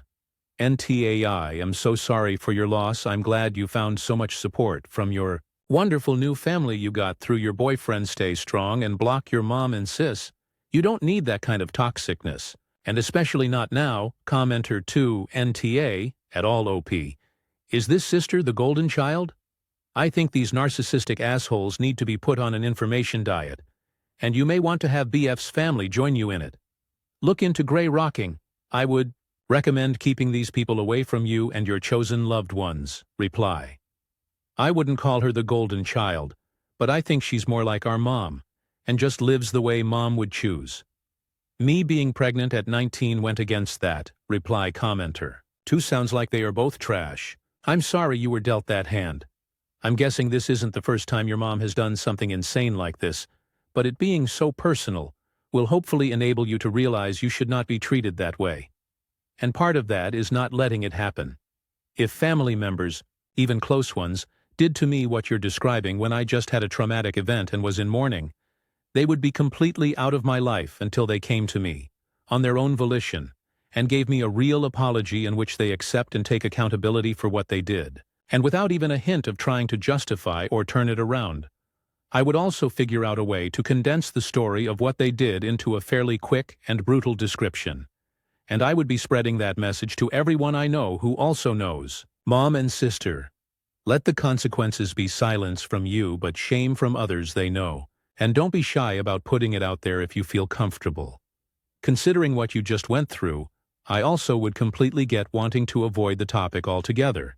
So the way you craft your description of the events could soften that aspect of it. Commenter 3. I'm so sorry for your loss. I can't imagine the pain and grief you are suffering right now. This is the kind of thing that makes people go no contact forever. You had to give birth to your daughter and go through all that, even though you knew she would never draw breath, cry, see the sunlight, or do anything you had planned. My friend recently had a baby, and for months she was so excited and made plans. Just like you did, your mom and sister making it all about themselves, and not once giving any thought to you is monstrous. You are a strong person. Stay with your boyfriend and cut those evil witches out of your life. If grief was a contest, it's one no sane person would ever want to win. Reply. Thank you for your kindness. For us, it has been hard to be around her stuff. We had a nursery done, and we had a portion of our room turned into space for our daughter. It's still there, so we see it daily. To know we were so close to bringing her home. To know she'd be born now, and that we should be enjoying those first few weeks, but we'll never get them. It's like living in a nightmare. Reply. Commenter 3. I can imagine. At my age I've had loss, but it's been natural loss. Mom and Dad passed away and it was awful. But the right way round, having to sort out their stuff was just the worst. How do you bag up and get rid of a life? For you, it's magnified massively. You had such plans, such hopes and dreams, and now you have to pack it all away. And it must feel like your heart is being ripped out of your chest every time you put something away. It will get better. I promise. One day you will be able to look back on your daughter with love and sadness. The intensity will fade, and you can heal from the loss. My mom lost 2 before she had me, and talking to her about it, she never forgot them, and still mourned them quietly in her heart, but it didn't consume her like it did at the time. After she died, I found her memory box, and there were little mementos in there she had kept from their brief time. I still have them in my memory box as a reminder of Mom, and the siblings I never got to meet. And now you have made me tear up. Which is nice. Mom died 26 years ago, and the fact I can still cry means she's not completely gone from my life, and you'll cry too in the years to come. It's nothing to be ashamed of. It honors those we lost and sends our love to them, wherever they may be. Stories. Number 9. I think my kid's school lied about calling CPS rather than calling my husband to pick her up. Our daughter. 7 started school last month. I told the front office. Under no circumstance should they call me if something happens to her, especially Wednesday, Thursday, or Friday I work, and I am not allowed to have my phone on my person while working. They were told explicitly to call her father, who works overnight but is home all day. As a result, I get to my lunch break today, and what do I find? But 16 missed calls from the school. I assume she's been hospitalized, or there's been an active shooter. Something horrible that warrants 16 calls to the parent. They were told not to call. I call the school frantically, before even looking at my voicemail, and find that they called me because she threw up. Blood? Nope. Regular throw up, but because I didn't answer. This woman considered it abandonment and made a call to CPSI, asked if they'd called my husband. Nope, just me. And I didn't answer, which isn't allowed. I called him, and he went to pick her up. There was a woman sitting with her in the nurse's office who was also there during orientation night. But she wasn't our kid's teacher or administration, so we didn't get introduced to her. As soon as my husband got there, she scurried off, and when he asked the woman at the front desk who she was, she reiterated that she had called someone about your wife abandoning your daughter, and told him if it happened again, it would be a lot more serious, and we should consider making sure mom's always there when her kid needs her. There is no fucking way that a CPS agent is just hanging around this school at all times, and didn't bother to stick around to lecture a parent who abandoned their kid when they showed up. I think they lied because they don't like that dad is supposed to be their primary point of contact. I'm going to follow up with the principal when I've calmed down, of course, but what the actual fuck comments? Commenter. Make sure it's well documented. They need to follow the communication orders you give them. They don't get to decide that the mother must answer. I'd threaten a lawsuit if they continue this behavior and make false CPS reports. Commenter 2. Refusing to call the other parent because she didn't want to should be grounds for termination. Calling CPS, claiming abandonment was a lie, and that should also result in termination. As a mother, I won't judge you if you end up cussing her TF out. Commenter 3. Oh hell no. Your child has 2 parents. They have to be unable to reach both parents to claim abandonment, not just unwilling to call dad because misogyny. Mom should be available. What year is it? And this after you left clear, specific instructions. Absolutely make that complaint, you're right. And this is ludicrous. Commenter 4. Is it documented that you are unavailable for those 3 days? Or is dad listed as the primary contact? Reply, both. It was all written down explicitly when we were filling everything out. He's the primary, and I'm secondary with special instruction. Her grandmother is the emergency contact and also wasn't called. Update. I think my kid's school lied about calling CPS rather than calling my husband to pick her up. First off, thanks for everyone for their supportive comments, especially Bajan Budikati for the email template. That was very nice, although I did start off by sending something less confrontational to answer the most common questions. The school had documentation to call my husband, or his mother. Ever since we enrolled there, I double-checked our computer portal with the school website, and it's still listed that way, including that I can't be contacted for anything that might be time-sensitive. I cannot have my phone on my person while I'm working. Period. My workplace has an automatic answering machine for public calls, so even if the school did call them, I wouldn't get the message for probably another half hour at absolute best. Even then, I work about 30-40 minutes away if traffic is good. Yes, I am in a more traditional area, although it's never been too huge of a deal before, besides having to commute to the city for work. This is not going to be the super dramatic update I'm sure a lot of people were hoping for. Sorry? First off, I did not jump straight to getting an attorney to threaten them. I did call and ask a local family law firm, and the person I spoke to told me if we did have to go as far as suing, it would look better to try to exhaust options on my own before threatening legal action. But they would be happy to look over any communications between us and we could CC them on any emails and ask me to get any information on the potential neglect case I could, while they looked into it as well. I started by sending a follow-up email to the principal, and CC'd the superintendent and law person on it, asking for confirmation that they had checked our file for who to call, more details on who exactly was spoken to at CPS, any case numbers, and the name of the person who was sitting alone with my sick daughter and did not speak to my husband or identify themselves. Unfortunately, or maybe fortunately, the principal was out of town for several days with some family emergency. After a day with no reply, the superintendent emailed me directly, asking for more details, and I sent them an email outlining exactly what had happened from our perspective. Screenshots from my phone, my husband's phone, and his mother's phone showing the phone calls, and the lack of them. Monday, the principal finally got back to us, and we got some answers. The woman sitting with our daughter was one of the school counselors, just not the one assigned to her. No one actually contacted CPS. There is no case open against us. That was just a straight-up lie. The woman who told me she had actually called the school's social worker, not CPS, who then sent the counselor to sit with her, instead of, telling her that was ridiculous or going himself. The counselor claims she was under the impression that she was just keeping our daughter company until the parents arrived, since there was no nurse that day. But if that was the case, she should have at least said hello, right? And I'm not sure if he was supposed to tell me this, but apparently this is not the first time they've had issues with how she responds to fathers or male caregivers in general, which I want to know, if that's the case, why didn't anyone do anything about it before?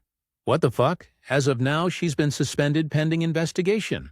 Obviously, these aren't all of the details, but this is the gist of it. I'm sure a lot of people were hoping to hear I'd sued the school for defamation, harassment, threatening, whatever else, and gotten that stupid woman fired for being a misogynistic bitch, but this is what we've got. LOL comments. Commenter. 1. It sounds like the woman's behavior will be doing all the work of getting her reprimanded and fired. Reply, hopefully fired. Commenter 2. Yours might just be the first time they have actual evidence of what's gone on. So good on you for taking the time to collate it all. Commenter 3. So, they already knew she was a problem, but let it go until they saw that letter with the law firm. Commenter 4. Our school district's system has the parents listed in order of who to call first.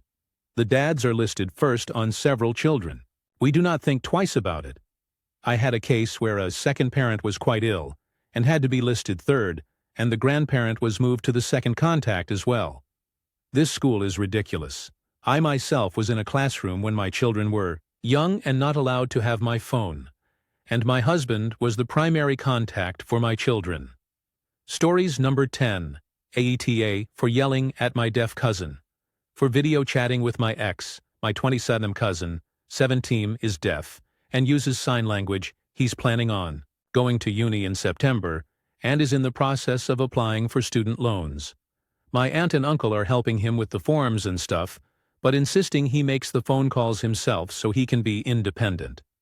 For this, he uses a video relay service where he will have a sign language interpreter on video call signing to him and speaking verbally to whoever on the phone. I was at their house and walked into the room to see him on video chat with my ex-GF26F who I broke up with way back in 2013 to 14. I loved this girl, and I was determined to marry her until I saw some messages on her phone that indicated she was being unfaithful.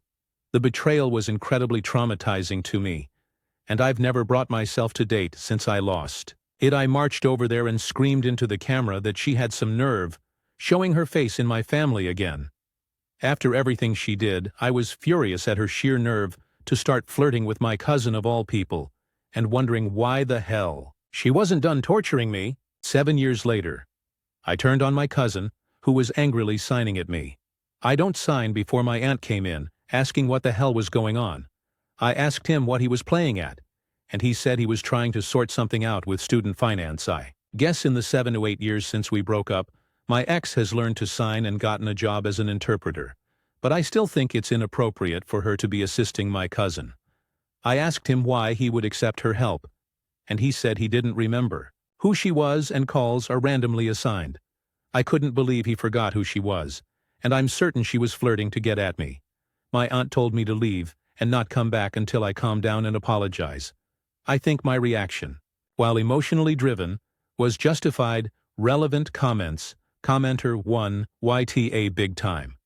How the hell are you so sure she was flirting? Reply. She was smiling and laughing. She has a very flirtious sort of facer, you want to call it. Commenter 2. So, she often acts like this?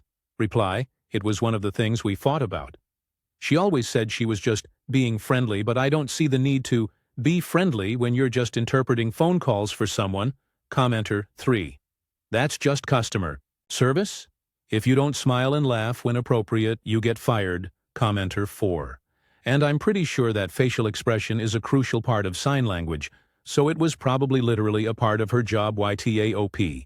You are clearly projecting your own issues onto this event. And to be honest, you seem to have had issues with jealousy even prior to your breakup 8 years ago. Commenter 5. How could you argue with your cousin if he's deaf and you don't sign?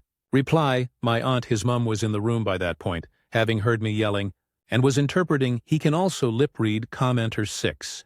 He was 9 or 10 when you broke up, and he was your cousin, not your brother?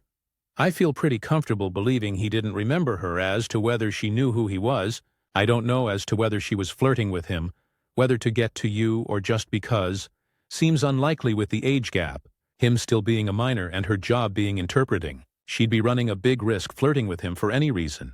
You OTOH really need to get some therapy, because this should not still be so present in your emotions 7 to 8 years later, such that a glimpse of her makes you explode and you haven't dated anyone else. Yes, YTA. And you need to talk this out with a professional update. Okay, you guys all seem pretty convinced. I am the asshole. I get it. Women and disabled people are always in the right. You'll be happy to hear that some of my family members agree with you, and my brother and his wife took this opportunity to smugly inform me that they have been badgering me to get help for years and pointed out that I shouldn't fly off the handle at someone who wronged me when she was a teenager too. My mom thinks I was quite justified, and she would have done the same.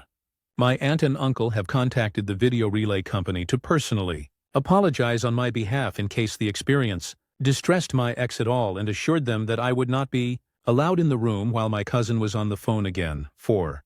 My stepdad, who wasn't around when all this went down, has arranged for me to have anger management without my say-so, but I'll go. I guess he says it's highly unlikely that my ex and cousin recognized one another at all, as he was 10 when we broke up, and he has aged considerably since she last saw him.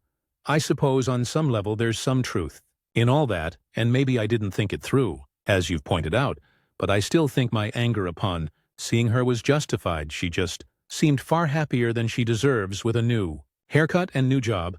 I always expected her to be working at McDonald's with a shiftless waste man while I moved up and got my PhD and stuff. Guess you can't have everything in life. Final comments. Commenter 1, plot twist, your mum is also an asshole. Commenter 2, wow. You just don't know when to quit, bro. You've managed to make yourself an even bigger asshole. I'm glad you have some rational family members. You and your mom need therapy. YTA stories number 11. AITA for refusing to be a man by providing 100% financially when my wife still wants me to split all the housework and parenting with her. I 36M am honestly at my wit's end. So I'm hoping for some perspective here. My wife 34F and I have been married for 13 years. We have one daughter. She's 12, independent, and doesn't require constant hands-on care anymore, up until recently. Both my wife and I worked. She had a decent job in administration. Not her dream career, but it gave us financial stability and allowed us to split household duties pretty fairly. Then, about 6 months ago, my wife announced that she wanted to quit her job and become a full-time stay-at-home mom. I was surprised, because our daughter is in school all day, and we don't have toddlers or infants who need round-the-clock attention. When I asked her why now, she said she wanted to embrace traditional values, and that women are happier when they're not pressured to be in the workforce. I wasn't thrilled, but she was very adamant, so I agreed, with the understanding that if she was going to be at home full-time, she would handle the majority of housework and day-to-day parenting, while I handled the finances. That seemed like a fair trade-off to me. Fast forward to now, and that's not what's happening. I've been working 60-plus hours a week to cover our expenses on my income alone, And she still expects me to split all the cooking. Cleaning, grocery runs, laundry, homework help, and driving our daughter to activities $50 when I push back. She says that real men don't treat their wives like maids, and that if I loved her, I'd come home with enough energy to contribute equally. She actually told me last week, being a provider doesn't excuse you from being a partner. A man should be strong enough to do both. Meanwhile, I'm running myself into the ground. Some days I leave the house at 6 a.m. and don't get back until after 7 p.m. The last thing I want to do after a 10-hour day is immediately start scrubbing the kitchen or folding laundry while she's been home all afternoon, but when I ask why she can't take on more of the household responsibilities, she flips it and says, I'm sexist and just want a 1950s housewife. Here's the kicker. When she talks to her friends, she tells them I'm lazy and expect her to be a servant. I overheard her on the phone saying I only care about money and don't respect her as my equal. It honestly floored me, because I feel like it's the opposite. I'm the one bending over backwards to keep everything afloat while she's at home all day. I finally snapped last night and told her point blank, if you want me to contribute 50-50 in the house, then you need to contribute financially too. Either we go back to both of us working and splitting things evenly, or we stick to the traditional model she says she wants, where I provide financially and she manages the household, but doing both at once is killing me. She cried and said I was withholding love and punishing her for wanting a different lifestyle. I don't think that's fair. But now I'm second-guessing myself. So Reddit, Aita for refusing to be a man in the way she's demanding. Am I actually being unfair by expecting her to take on more housework if she's going to be at home full-time? Update. Wow, I didn't expect my original post to blow up the way it did. I read through as many comments as I could, and while there were some harsh ones, the majority really helped me sort through my feelings. A lot of people basically confirmed what I felt deep down, that the setup my wife was pushing for was unsustainable and unfair. I figured I should give an update, since things escalated pretty quickly after that conversation. The immediate fallout after, I told my wife that either she goes back to work or she takes on the majority of the housework. Things got tense. She went quiet for a couple of days and did the bare minimum around the house, almost like she was trying to prove a point. Dishes piled up, laundry sat unfolded, and our daughter even asked me why Mom was acting mad all the time. Eventually, my wife sat me down and said she felt like I was rejecting her dream of living a more traditional lifestyle. I asked her what her definition of traditional actually was, because in every example I've ever seen, the stay-at-home partner runs the household while the working partner focuses on income. Her version was, she stays home. I provide 100% of the income. But we also split the domestic responsibilities evenly.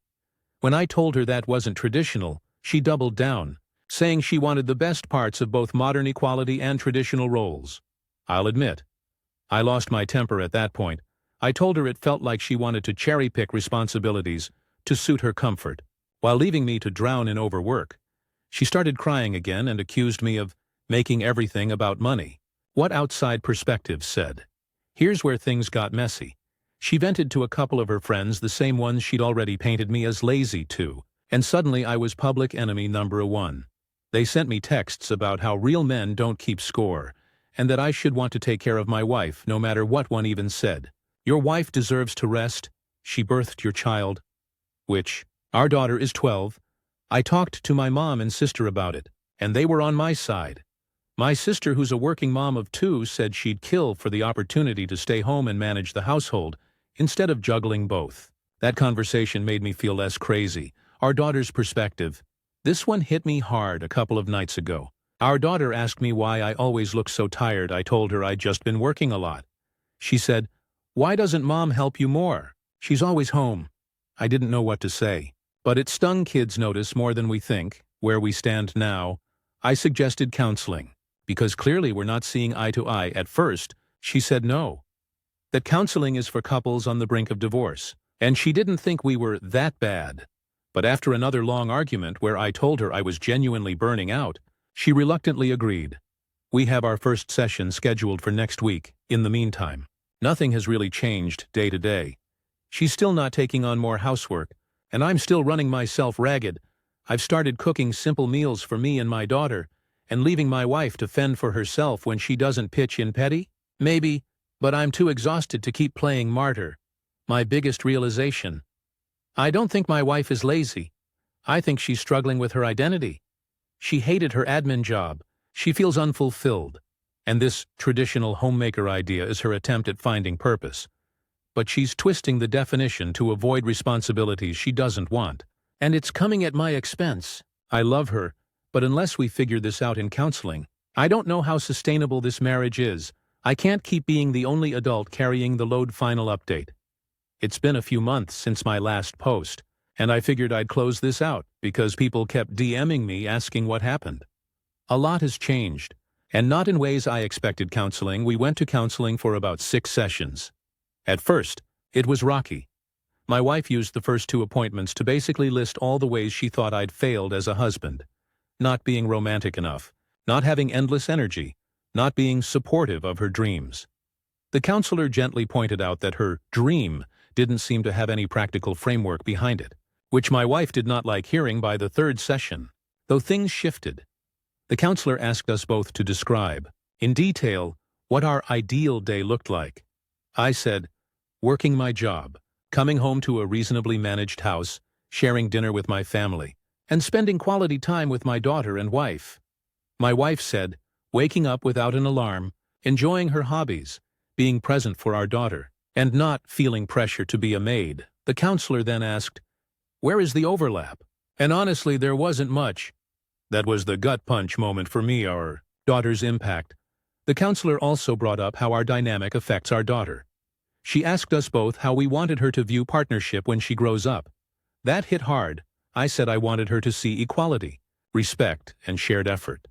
My wife said she wanted our daughter to marry someone who would take care of her no matter what. That difference made it clear we weren't on the same page about values, not just chores. The breaking point. Things at home didn't improve much. Even after counseling, my wife continued to do the bare minimum around the house. One night I came home after a 12-hour day to find fast food wrappers on the counter, dishes piled up, and our daughter doing her homework alone. While my wife scrolled TikTok in bed, I lost it. Not yelling, not slamming things, just quietly said, I can't do this anymore. We had the divorce conversation that night. It was calm. Surprisingly, she admitted she wasn't happy either, that she resented feeling like her worth was tied to chores, and that she wanted a partner who could spoil her without questioning it. I told her I wanted a partner who would shoulder life with me, not sit back while I carried the weight. Both of us realized we couldn't give the other what they wanted without destroying ourselves. Where we are now, we've filed for divorce. It's amicable. As much as that can be, we're splitting custody of our daughter 50-50. And so far it's going smoothly. Our daughter told me she feels less tension at home now, which was bittersweet to hear but also a relief for me.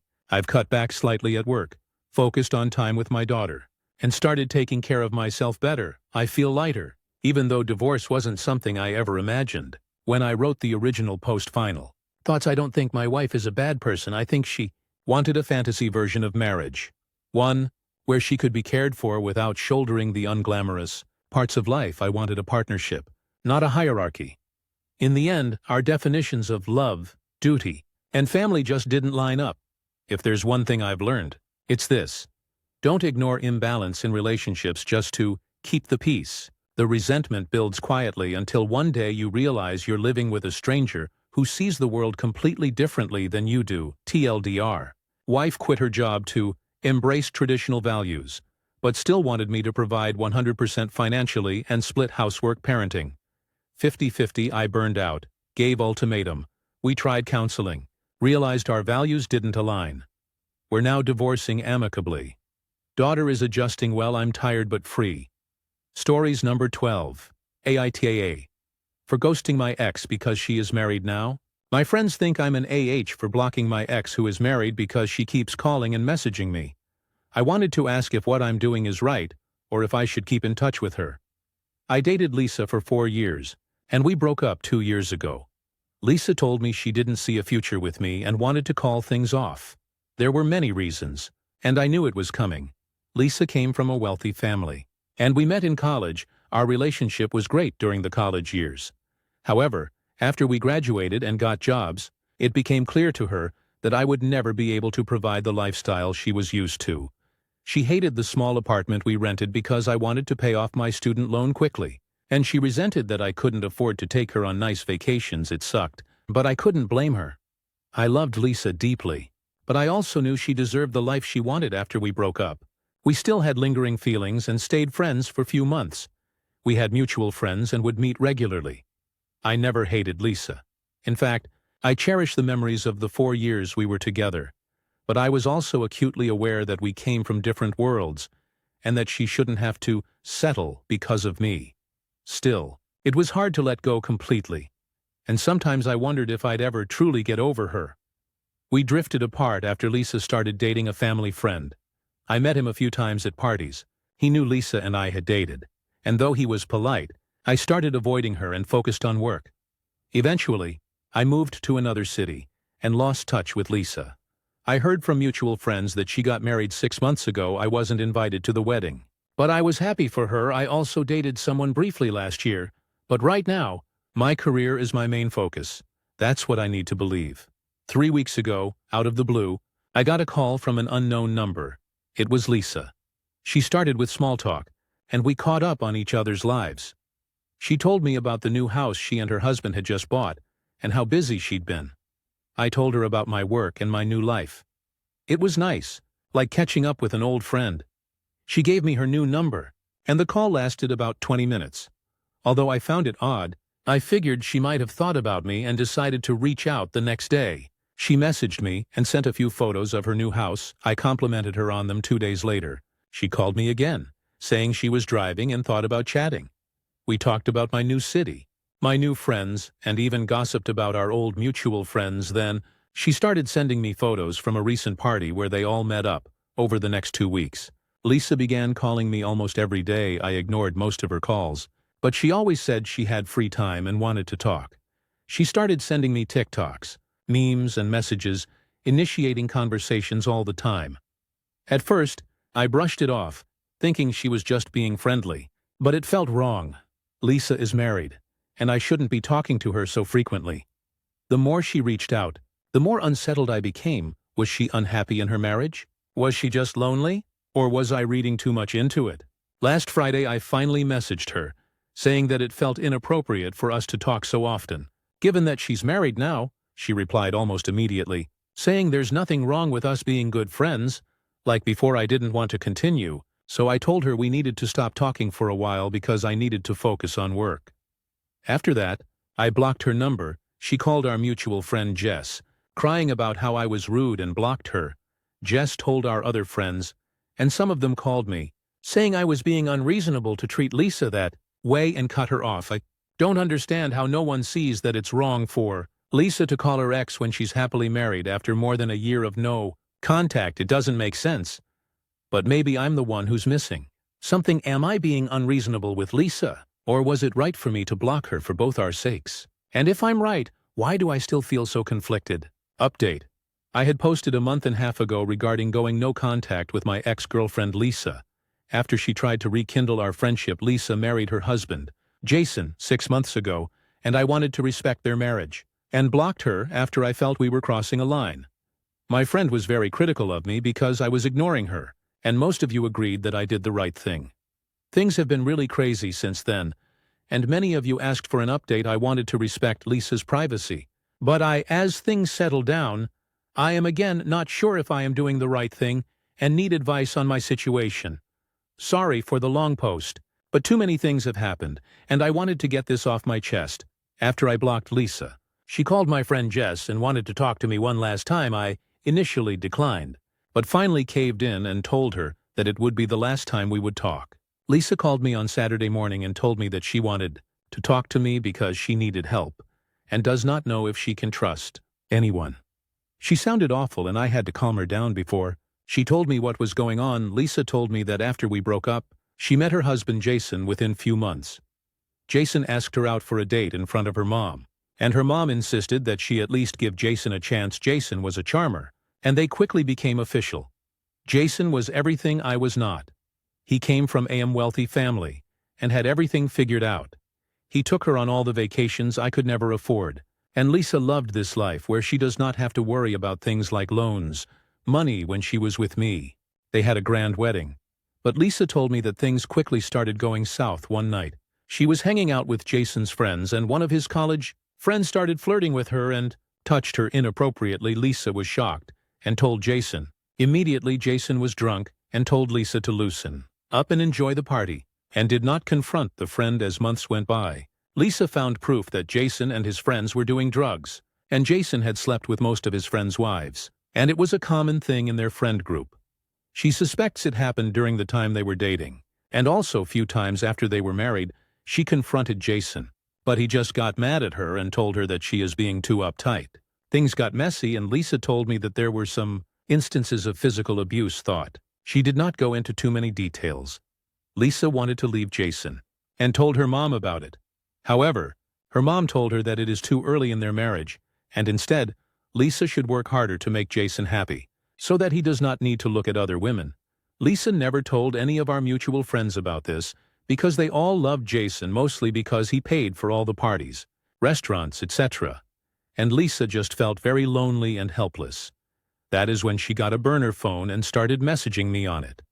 She apologized to me for getting me involved in her mess, but asked me if I can buy her a ticket to my city so that she can get far away from Jason and everyone and figure out what to do next. She could not buy the tickets because Jason had access to all her cards and accounts, and she could not trust any of her friends back home because Jason might know about it.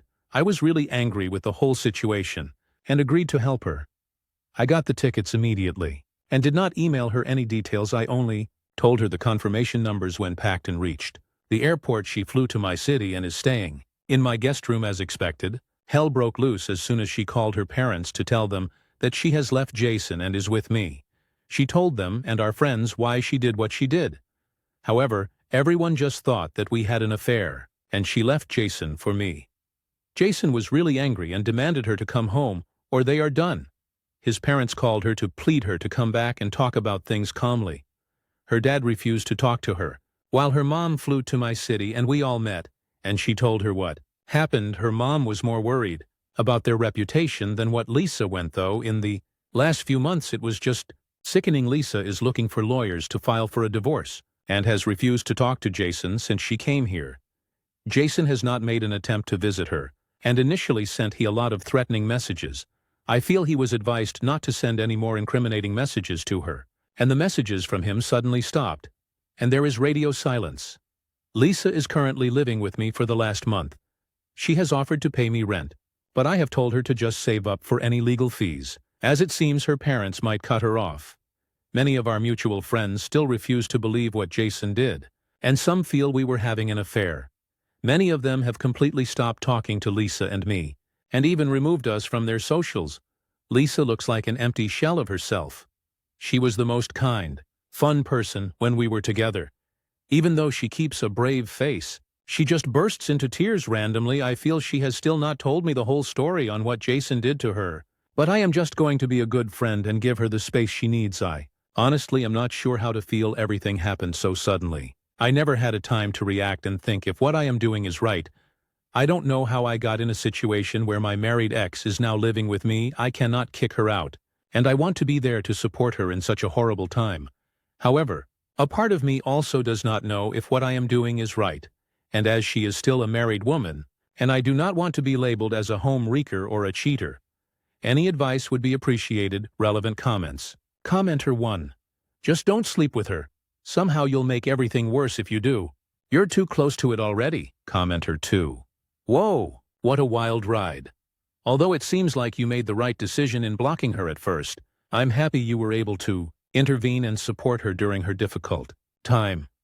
It's terrible when people put their reputation before the welfare of others. I'm sending Lisa my best wishes and hoping that everything turns out well for her in the end. Reply. It is just crazy to see Lisa go through so much in the last few months, and no one is standing in her corner. I also hope she finds strength. New update. I wrote about my ex Lisa contacting me 7 months ago. She just wanted to be friends, but I ended up ghosting her because he was married. She was able to escape her abusive marriage, and I had been helping her over the last 7 months to get her life back on track. A lot of you have been messaging me for the last few months regarding the update. I think we have some resolution now, and in my opinion, a semi-happy one. After Lisa left Jason around 6 months ago, she came to my town.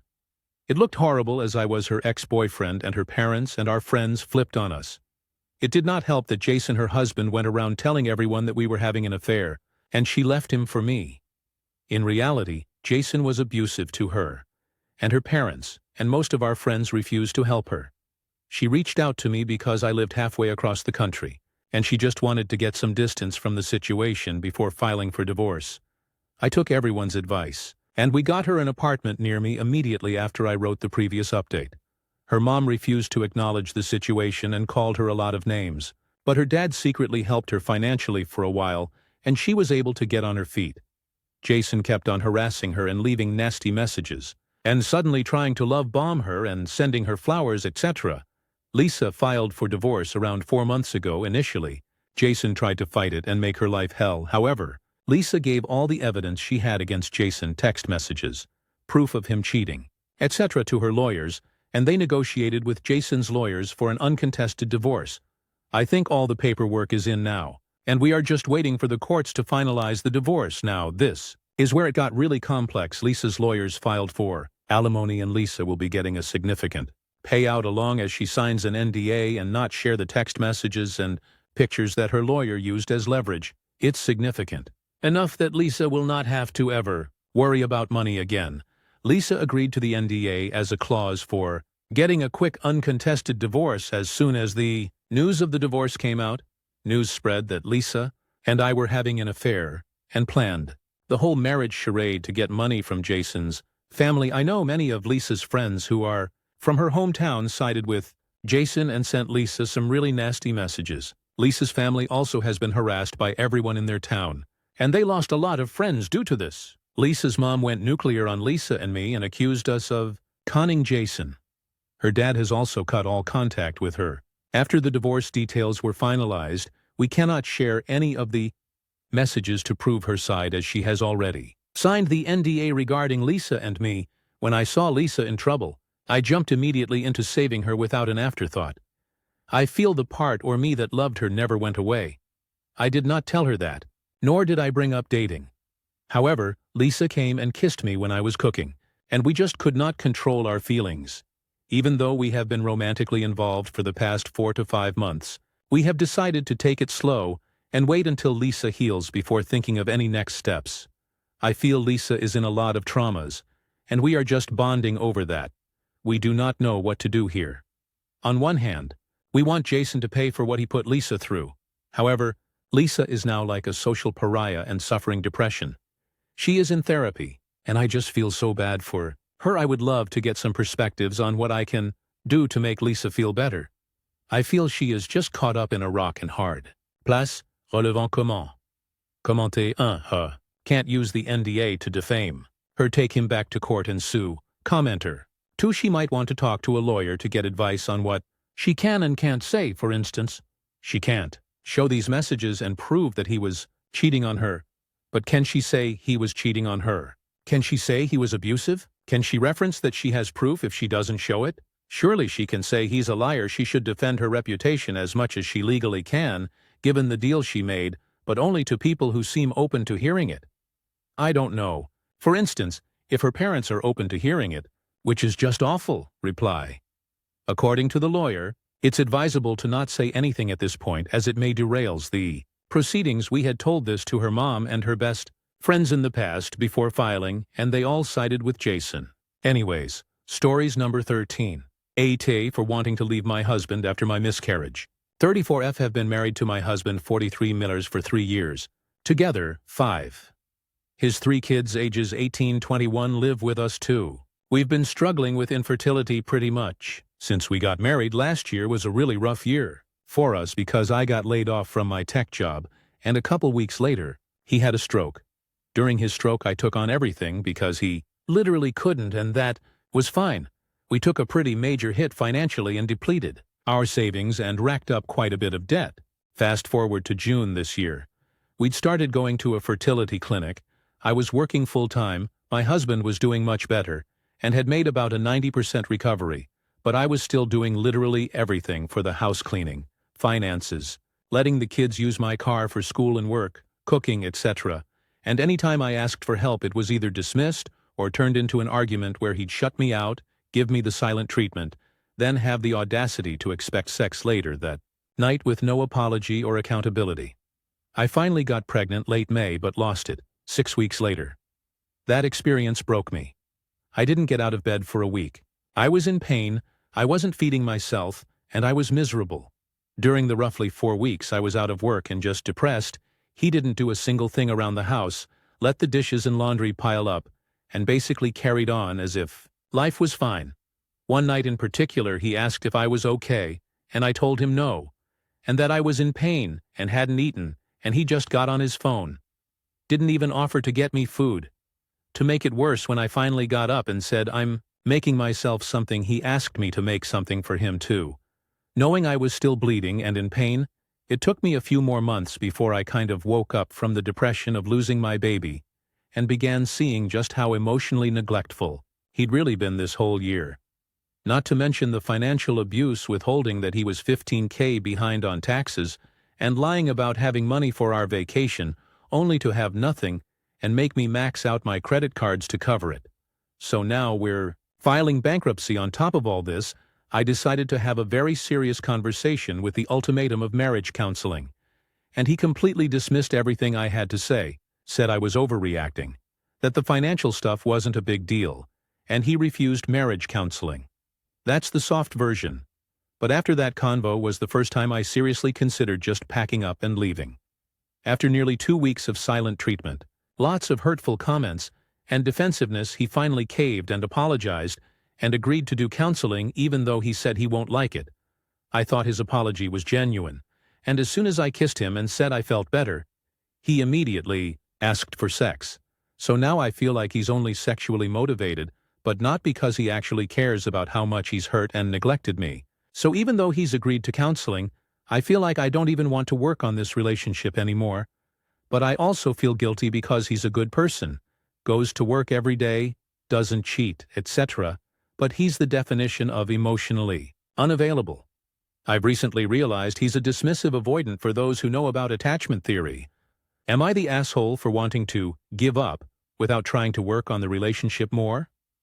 Comments. Commenter 1. He's a good person because he doesn't cheat. The bar is in hell. Commenter 2. Leave as soon as possible, hun. This is red flag after red flag.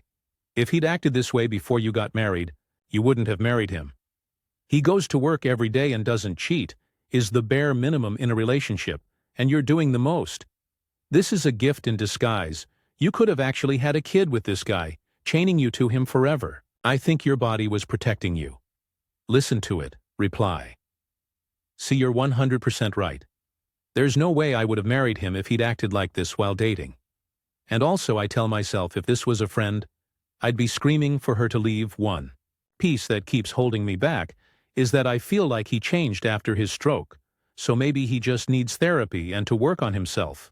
Or maybe he's always been this way, and he just dropped the facade when he was no longer healthy enough to keep it up. He used to always say, "One day you're going to get tired of me and leave," and I just laugh it off. But maybe he was low-key warning me this whole time. And yes, I've had thoughts lately that maybe my body was protecting me, but then I spiral into self-guilt around that. I've started therapy to try and work on that piece more. Commenter 3. I'm curious what the other 3 adults in the house are doing while all this is happening. They can't do laundry, dishes, or clean. If you're expected to take care of all of it, with no help from everyone living there, you've got a lot of disrespect floating around there. Reply. They're mostly self-sufficient and do their own laundry. They don't clean their dirty dishes or help clean common areas, but they do clean their rooms, bathrooms, and handle the trash. ATP, they contribute more than my husband. So how can I expect them to contribute more to the house when their own dad doesn't do anything? Commenter 4. NTA talked to a lawyer about how to separate finances and talked to the clinic about donor sperm if you still want a kid without having to deal with him for the rest of your life. This is your life. And if you don't want to spend it like this, you need to change things, because he won't change. Reply. Is it sad that I've thought more than once that maybe I'm not getting pregnant because my body is rejecting him? Like, I know I have issues, PCOS, endo, etc. But maybe, IDK, I've also thought about being a single mom by choice. I've told him many times my worst fear would be being a married single mother. And now I'm thinking that would have been my reality if I hadn't miscarried. Stories number 14. I put a grenade in my relationship with my wife. I lost everything and have nobody to blame but myself. I just need to get this out. I'm not looking for sympathy. I'm not justifying anything. I fucked up and it's my fault. I just need to get this out, because there's no one I can talk to. Wife and I were having issues. Just the usual issues, the struggle and strain of life. Raising a family, etc. We were struggling and nothing was getting better. And I felt like I wasn't good enough, that I never would be. And then I met Carly online. She was much younger than me, so we just talked, but then she started flirting with me, and it made me feel good. I didn't tell her I was married, didn't want her to stop flirting. I told myself it wouldn't go anywhere. I was just enjoying the attention. And we were just talking. She lived the other side of the world. There was no chance of us meeting. And then we had cybersex. I felt better than I had in ages. Cybersex then became video and phone sex anytime my wife was out. We sent photos and videos every day. The more I spent time with Carly, the more I couldn't stand being with my wife, so I broke up with her. I didn't tell my wife about the affair. I gave other excuses, but my wife knew something was up and found out about the affair. It broke her. She didn't eat, didn't sleep. She cried all the time. I justified it by telling myself my wife is a strong woman. She'll get over it. I hate myself for thinking that way. But I did. My wife went to therapy. Stopped crying, started eating and sleeping again. Started smiling again, stopped begging me not to leave. And I thought, great. See, I was right. I stopped feeling guilty. I felt relieved. My wife and I had to live together for a while until I found a place, but I barely saw her and she barely spoke to me. At first it was great, but then I started to feel off, like I had come home to an empty house, even though it wasn't. At that point I should have seen sense, should have stopped. Instead I started to resent my wife. Somehow in my mind she was trying to sabotage my happiness. It made me angry. I snapped, made passive-aggressive comments. I hate myself for every word, every nasty text, every accusation. I moved out. Living with my wife had been awkward, but the new place was, I don't know. Even though I'd rarely see her, every room contained her presence, even when she wasn't there. But staying in the new place made me feel more alone than I ever had. I had free run to talk to Carly anytime I wanted, to do anything I wanted, but it felt so pointless. The new place felt so fucking awful. Like a prison, I started to dread going home. I'd stay out for hours, hang around supermarkets, wander the streets, sit on a park bench. Anything but go home, even if it meant not talking to Carly. And then one time I passed a perfume shop and smelled my wife's perfume. And I don't know why, but I broke down. In that moment I didn't want to talk to Carly. I wanted my wife, Carly, and I broke up. I thought I'd miss her. I didn't.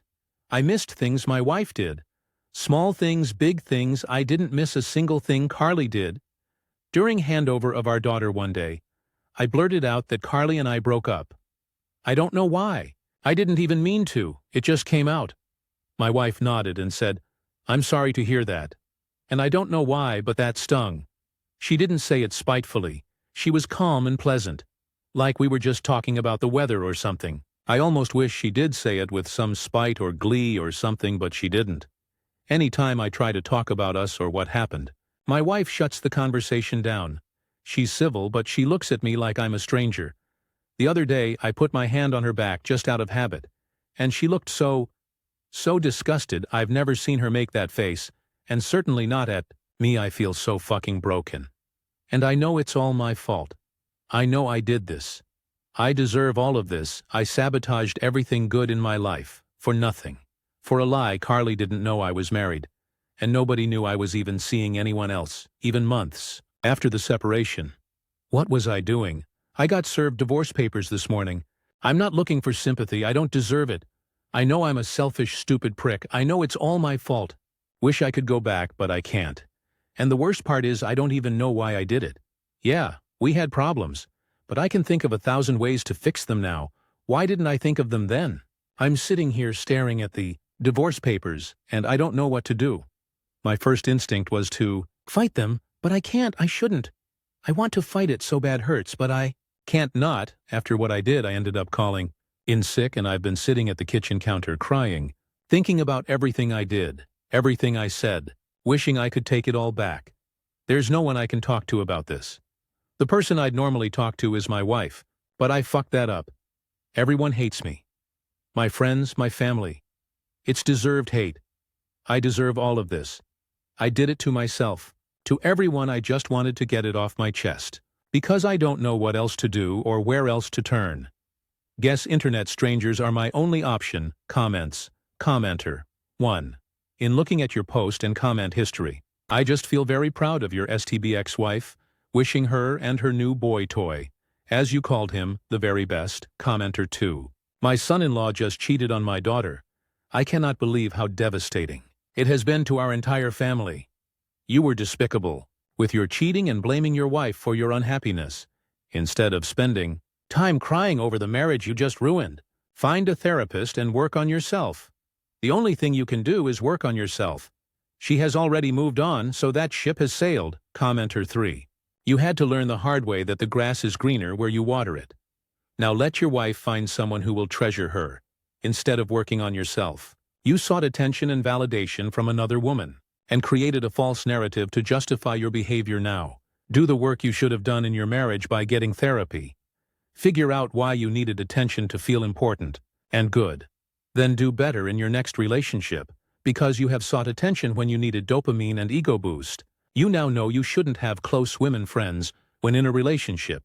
You are prone to cross lines you shouldn't because you don't know where the lines are. Commenter 4. This is what I'm worried about. I know he knows she's still married. Why would a man choose to date a woman who isn't even divorced yet? Sounds kinda suspicious if you ask me. Wasn't that you only 2 days ago?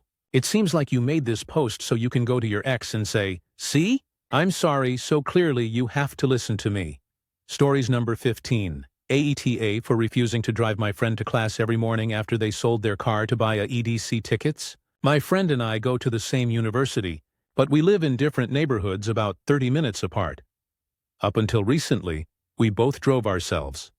Last month, my friend decided to sell his car to buy EDC tickets and some merch for his favorite DJ. I thought it was kind of impulsive, but it's his money though. This week, he started asking me to drive him to class every morning, and I didn't mind giving him a ride once or twice when it was on the way.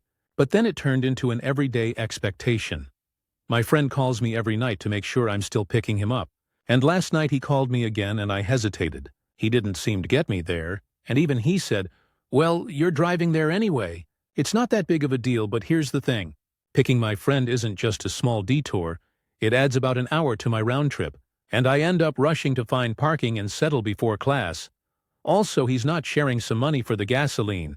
So I told him directly that I can't be his daily driver, especially since I have my own schedule and part-time job to juggle. My friend just kept saying, "It's not cool, bro."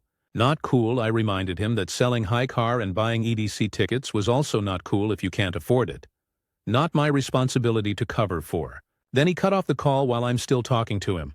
I don't think it's wrong on my side, but I want him to be responsible and not use me as his daily driver. Comments. Commenter 1. Super NTA. He wasn't even giving you gas money? What a user. It's def not your job to blow an extra hour of each day to drive this guy around. Commenter 2. NTA. If he really needed a ride and you were okay with it, then he can be at your place by the time you need to leave. Commenter 3. NTA. Speaking as a former ride moocher myself, he should be falling over himself to thank you and offer gas money without being prompted. Either he'll learn to use a bus or learn a harsh life lesson about the consequences of impulsive decisions. Either way, lucky he's in college where learning like this is meant to happen. Commenter 4. You were NTA until I got here. Also, he's not sharing some money for the gasoline. And after that, you're super NTA. You're like if NTA were bitten by a radioactive spider. Reply, haha, I love that. Yeah, the gas part really sealed it for me too. Helping a friend once in a while is one thing, but being a full-time unpaid Uber driver? No thanks. Stories number 16. Wibta. If I broke things off with a guy because he wouldn't drive me home, I'll keep things simple. I 21F have been going out with a guy 23M for 2 months or so. We've been on maybe 4 or 5 dates. He lives in the town over from me, I live in a college town that relies mostly on bikes and buses for transportation. Most students don't have cars, including me. We made plans on Tuesday to go to this bar with mini golf in his town. He said we could meet at 7, but that he couldn't pick me up as he got off work at 6. His town is about a 30-minute drive from mine, and that was fine. And I made arrangements to take the bus. Note that I've never been to this part of his town before. Anyways, I take 2 buses and get there around 7:15, and we have fun. I drink a bit, and he doesn't drink. I feel like this is important to mention since I assumed he wasn't drinking, since he would be driving me back home.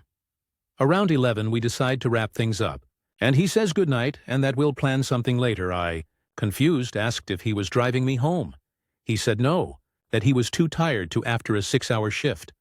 Now I'm panicking a little, since he won't drive me and the buses don't go that late between our towns. I tell him that the buses aren't running anymore, and he sort of just shrugs it off. I asked him, why didn't drink then? And he said he just wasn't feeling it and had work tomorrow. The only option I had left was an Uber, so I tell him I'll take an Uber. The issue with the Uber is that the price was quite high, and I don't have that much money anyways. He says okay and leaves after saying goodnight, which I felt was another red flag. We were in a public plaza kind of area, and I felt quite unsafe sitting there all alone at close to midnight. I wish he would have stayed until the Uber arrived. At least luckily the rest of the night passed without incident, except me being like $50 poorer from the Uber. I've been thinking about it, and I just felt very uncared for refusing to drop me off, and not really caring about how I got home, and then just letting me wait all alone for the Uber for 10 minutes in what felt like a shady area. So, wibta for not seeing a guy anymore for this reason? ETA. To answer some questions I'm seeing pop up, I did not know the buses would not be running this late. The buses around my town run until 12 a.m., and I assumed wrongly that the buses between towns would also be running on that schedule. They don't, and end at 10 p.m. If I had known the buses between towns end at 10 p.m., I would have ended the date earlier and gone home. I assumed he was going to drive me home because he only mentioned not being able to pick me up, and B, he's driven me back before, on previous dates, 3A. I'm not taking advantage of him as I have also paid for dates.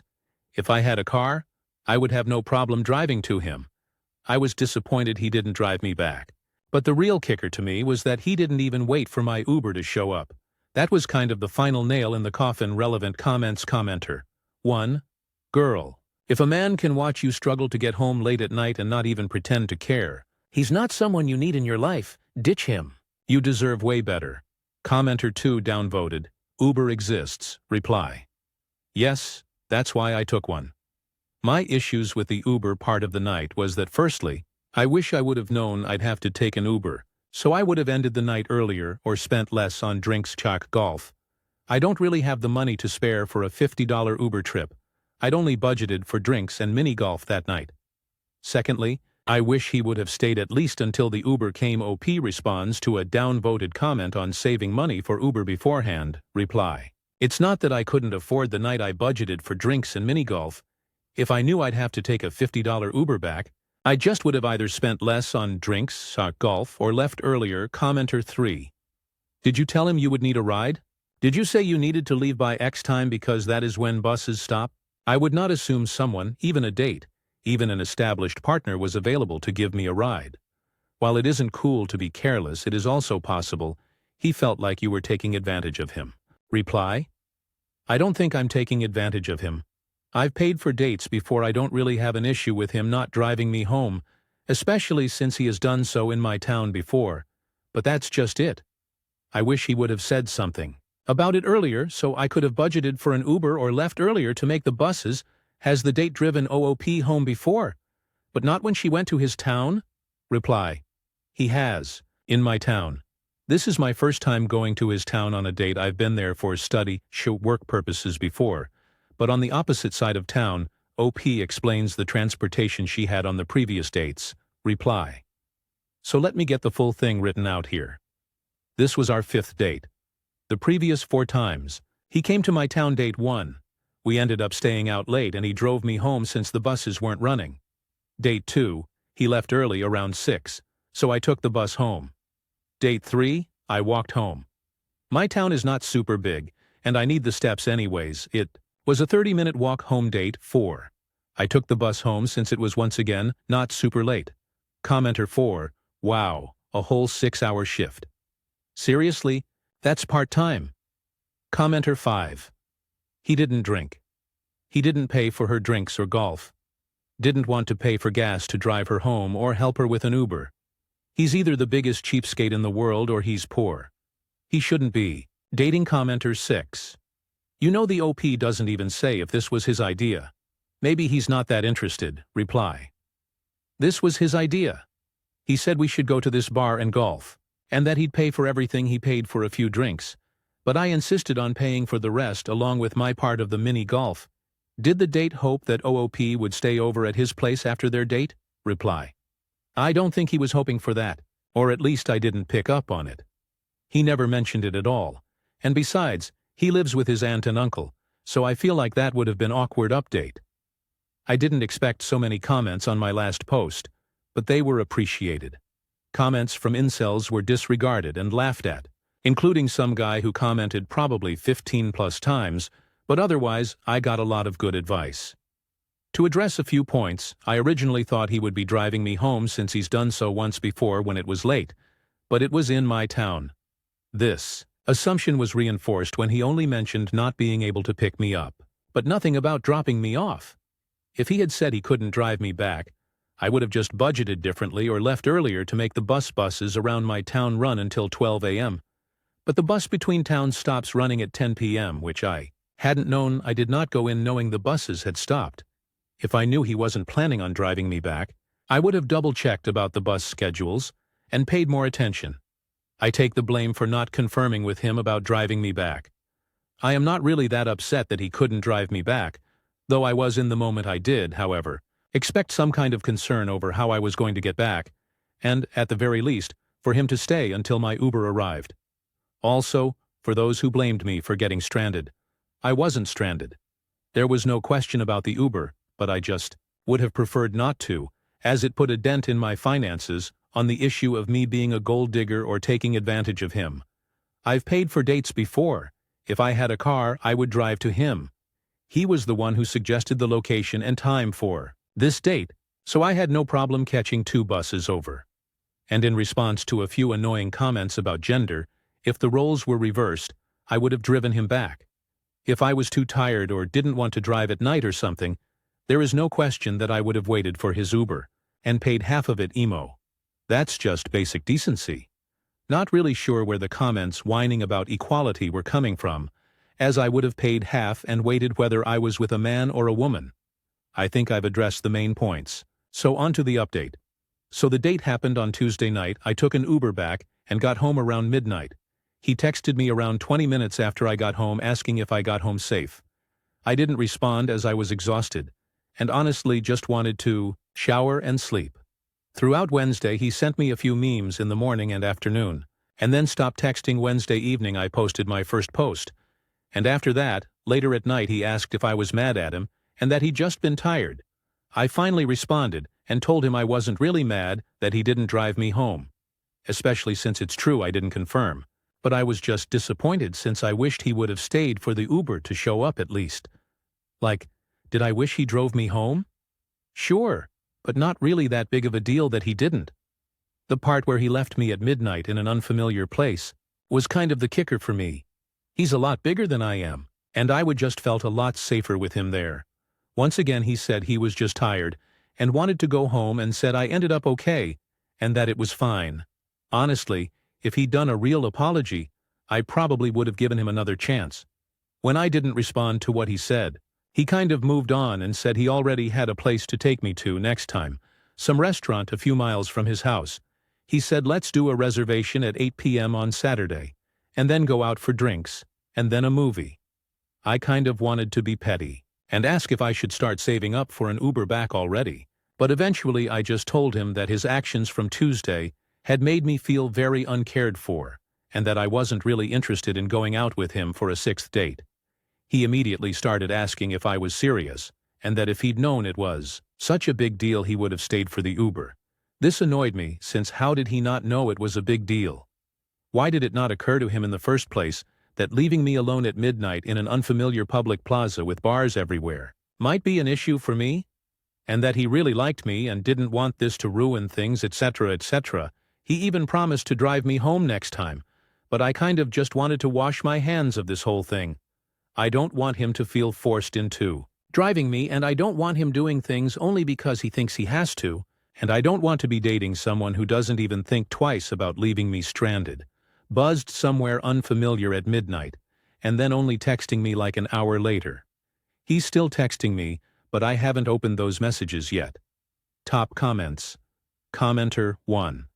I would just reply, if you couldn't see that leaving a woman alone, in a strange place, in the middle of the night would make you an undesirable partner, perhaps you shouldn't be dating. And to answer your question, really, I'm no longer interested. Please stop reaching out to me. Commenter 2. If I knew you'd stop seeing me over it, I would have stayed for your Uber. Okay, but you should have stayed because you cared and wanted me home safe, not because you lose pussy privileges when you don't. Commenter 3. You dodged a bullet. If he's this inconsiderate this early on, it's not going to get any better. Cut your losses. Stories number 17. Aita for not letting my ex's husband take our kids out for the day when he requests it. My ex 36F and I 36M had 2 kids 10F and 8M together, before our relationship ended 7 years ago. I have primary custody. She has visitation that sometimes is supervised and other times is not. My ex is mentally ill and has trouble taking care of our kids, which is why this is the arrangement. The sometimes supervised, sometimes not. Depends on our custody evaluations, and if I notice something off and need to file to return to supervised sooner. Right now she has non-supervised visitation. My ex got married in April 2024. My kids have met her husband and spent time with him during their mom's visitation. He's not someone they are attached to, and they do not have the kind of relationship where they want to see him more. It has come up because their mom asked. To the kids, he's the man their mom lives with. Neither one of them sees him as a member of their family, and they don't call him their stepdad, which my ex mentioned and complained about via our co-parenting app in the past, but I have never tried to change my kids' perception, because he's not someone they spend a lot of time with. Neither is their mom. Since December of last year, my ex's husband has requested time with the kids about once or twice a month. He'll text me saying he wants to take them shopping or to the park or somewhere else. And would I be okay with him taking them for the day? 4 of the times he has asked this, he said he would like to spend more time with the kids and build up a better relationship with them as their stepdad. I have always said no because of how my kids talk about their relationship with him. I'm also not entirely comfortable with the idea. To me, he's a stranger, and I don't trust my ex's judgment all that much. She has a bad track record since her struggles began, and I don't think spending time with him would benefit my children. The last time he asked and I said no, he responded asking why and claiming I was being petty and jealous because he should be allowed to spend time with the kids because he's a part of their parenting unit now. Even if his role is not a large one, he also stated he feels like I never gave him a chance to be good to my kids. I told him I had to think of my kids before other people's feelings and wants. His response was, I should want to add to my kids' family. While he might have a point, and I don't even know if he does, the risks far outweigh any potential benefits in my opinion. But like I said, I don't see any benefits. I see it being worse if my ex and her husband's marriage ends, or if he turns out to be a danger. I don't want my kids to carry the weight of this either, and I know how they feel about him and the situation. But I'm here asking because maybe I'm too close to the situation to know if I'm being an asshole about his requests. Comments. Commenter 1 NTA. Some people prey on single moms for access to their kids. Might not be the case here, but I don't see a reason to go beyond what the court mandates. He can see them when your ex is supposed to have them. Reply. That's something I keep in mind. 2. I don't want to label him because I don't know his true motives. What I know is I cannot trust my ex's judgment, and I need to think of my kids' safety most of all. Commenter 2 NTA. I find his persistence worrisome. He's not the parent. He's just someone your mentally unstable ex married. What do you know about him? Not letting your kids go hang with someone you know very little about is a smart thing. You are doing the right thing. Reply. All I actually know is he's married to my ex other than that I couldn't tell you anything about him as a person. Commenter 3, NTA. If their mother should have supervised visits, then why does he think he can be alone with them? Creepy. Reply. Right now she has non-supervised visits. That could change at any time given her history. It's a keep an eye on the situation at all times kind of thing. Commenter 4. The kids made it clear how they feel. Tell him he cannot force himself on them. And if he wants to be their friend or something, trying to get them won't help him. You have every right to protect your kids, and he has no rights to them or claims to them. Also, make sure you document everything, so they won't try to claim that you are trying to alienate the kids or something. Reply, everything is already documented because I do not answer calls from either of them. Stories number 18, Aita for refusing to combine bank accounts with my partner, even though we live together. I'm 28F, and my boyfriend is 29M. We've been living together for a little over a year now. Things are honestly good. For the most part, we split rent and bills down the middle. We take turns buying groceries, and we each cover our own personal stuff. No kids, no major joint purchases yet. A couple weeks ago, he brought up the idea of us fully combining bank accounts. His reasoning is that since we live together, and we're basically a family now, it would make more sense to have all the money in one place. I told him I'm fine with opening a joint account just for bills and shared expenses, and we could both put in equal amounts every month. But I really don't want to merge everything. I like having control over my own money, and I've been saving aggressively for years. Here's the thing, he's not terrible with money, but he does have around $5,000 in credit card debt, and he tends to spend a lot on impulse buys like electronics, random Amazon stuff, and eating out. I'm the opposite. I'm more frugal, and I don't want my savings mixed in and slowly chipped away because of his habits. When I told him this, he got visibly upset and said it feels like I don't trust him. He also said that if I really see us long-term, why would I keep my money separate? And that it's like I'm preparing to leave. I tried explaining that it's not about planning for a breakup. It's about being responsible and protecting both of us. I reminded him I was willing to do a joint account for household stuff, but he said that feels cold and transactional. Since then, he's been kind of distant, and I can tell he's hurt. My sister thinks I'm being smart, and that joint accounts are risky when you're not married. My mom, on the other hand, said she and my dad combined accounts early on and it worked fine, so she doesn't see why I wouldn't. Now I'm second-guessing myself. Am I being too cautious? Or am I right to want to keep finances separate until there's a stronger commitment like marriage? Comments. Commenter 11NTA. You're being smart. Until you're married, your finances should stay separate. A joint account for bills is fair, and honestly the healthiest way to do it. Combining everything when you're not legally tied can get very messy if things go south. Commenter 2. Never combine accounts. It's not. Smart OP, your idea is spot on. Commenter 3. NTT.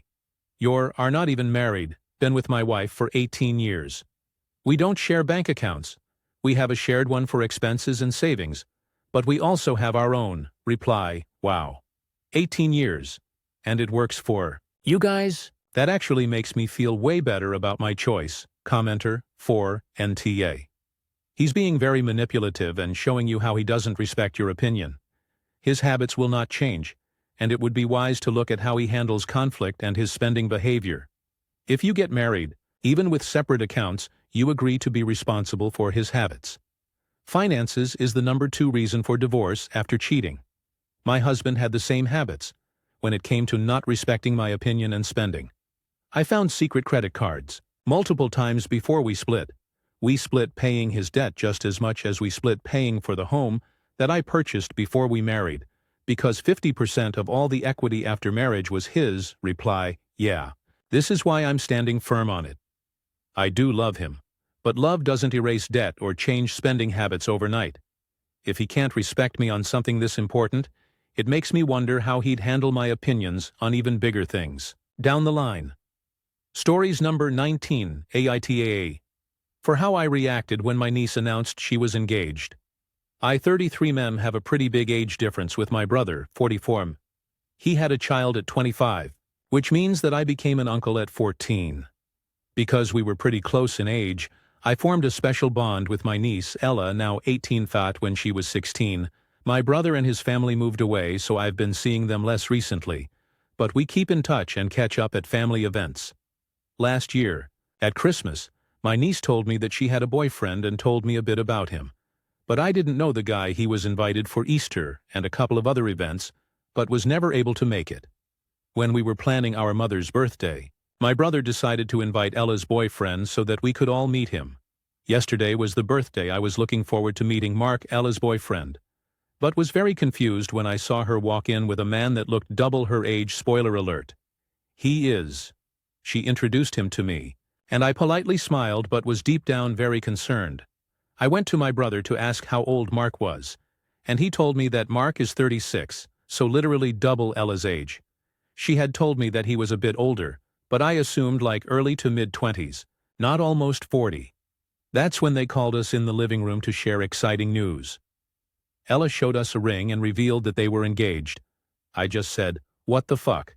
And everyone turned around and looked at me like I was crazy. I told them that they were out of their minds if they thought this was normal, that there was no world in which a 30-something should date an 18-yo, and that she shouldn't be getting married. All of them accused me of ruining Ella's happiness. Some even said that I was jealous of Mark, which is so fucking disgusting. I can't even explain it. I mean, I'm younger than Mark, but never in a million years would I ever consider dating someone younger than 25. They told me that it was perfectly legal as they were both adults, which isn't true because they've been dating for a year, and Ella turned 18 7 months ago, and that if they were happy, that's all that matters. I told them that they were sick for allowing this, and that he was a predator, but they wouldn't listen. I know this isn't my business, but I can't help but fear for Ella. She is young and doesn't really know what she's getting into. I'm really scared of her getting married and being unable to leave him when she realizes how sick it was. I then left and slammed the door, and have been receiving pretty wild messages and calls since then. I don't know if I was wrong for this, and I'm just overreacting.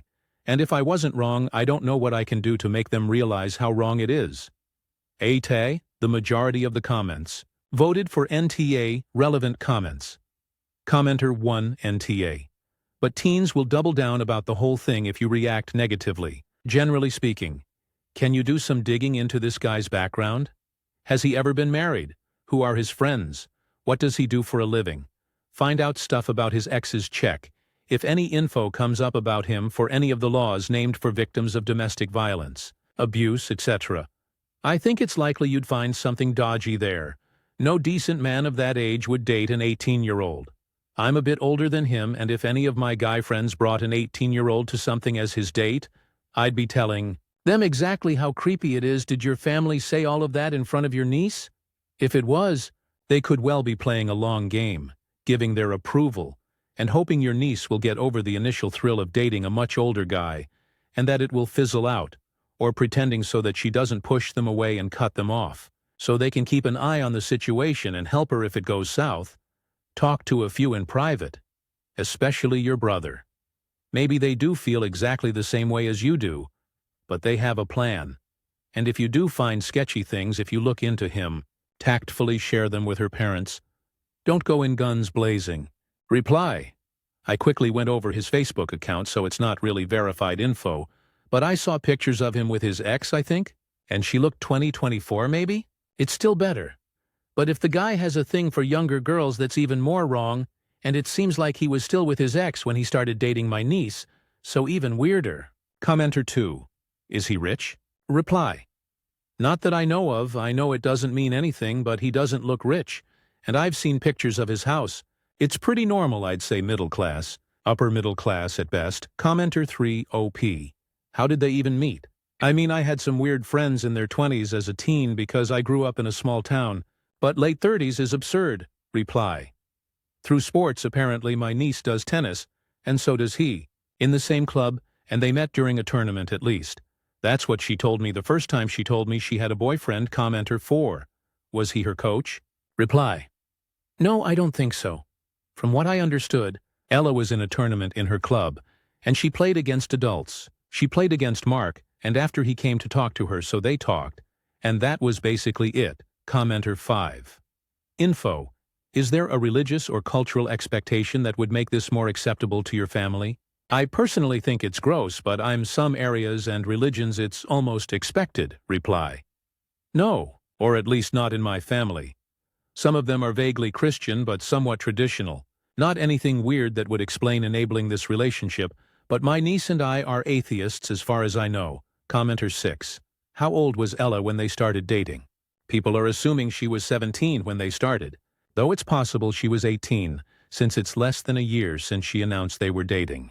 If she was 17, I'd have serious concerns. I'd have those concerns if she was 18. But she'd have been an adult at the time, and it would have been up to her since she is an adult now and is capable of making her own decisions as to who to date. I have to go with YTA. It would be understandable to have concerns. It'd be understandable to talk to your brother and niece about your concerns. You could have talked to them about all of your concerns, but you didn't. You shouted and demanded and insulted all of them and slammed the door, and even now have the attitude that they all need to do what you tell them with no discussion. Reply. She announced they were dating last Christmas, so 11 months ago she turned 18 7 months ago. She was 17 when she told me, and she said they had been dating a few months, like 3 or 4, I can't remember. So she was around 17 and 4 or 5 months. Commenter 7. I find it weird how you only just found out about all these details meeting him in person. His true age is there? Any chance she was worried you'd think this way and tried to hide it from you? You just sound like a caring uncle looking out for their niece. Reply.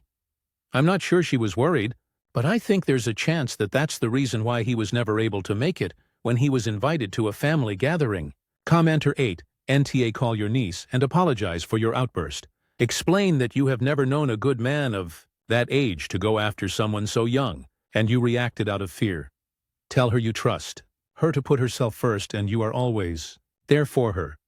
This is important. It's pretty much guaranteed that she is or will be a victim of this man's abuse, so make it clear you're ride or die.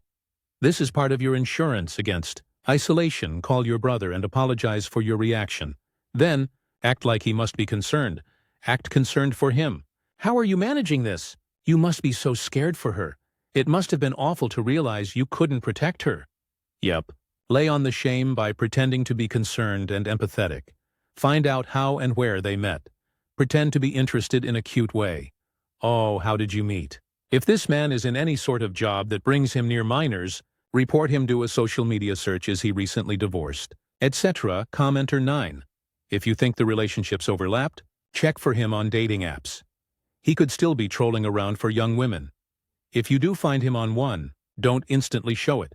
He could try and explain it away by saying it's an old profile. You could potentially try and catfish him, so there is more evidence. But I don't know if that would have any legal ramifications where you are. Getting a screenshot with a current date showing he's online in the app would be good, but might be difficult. Definitely run his details through Claire's Law and Sarah's Law or any similar equivalent things in your country.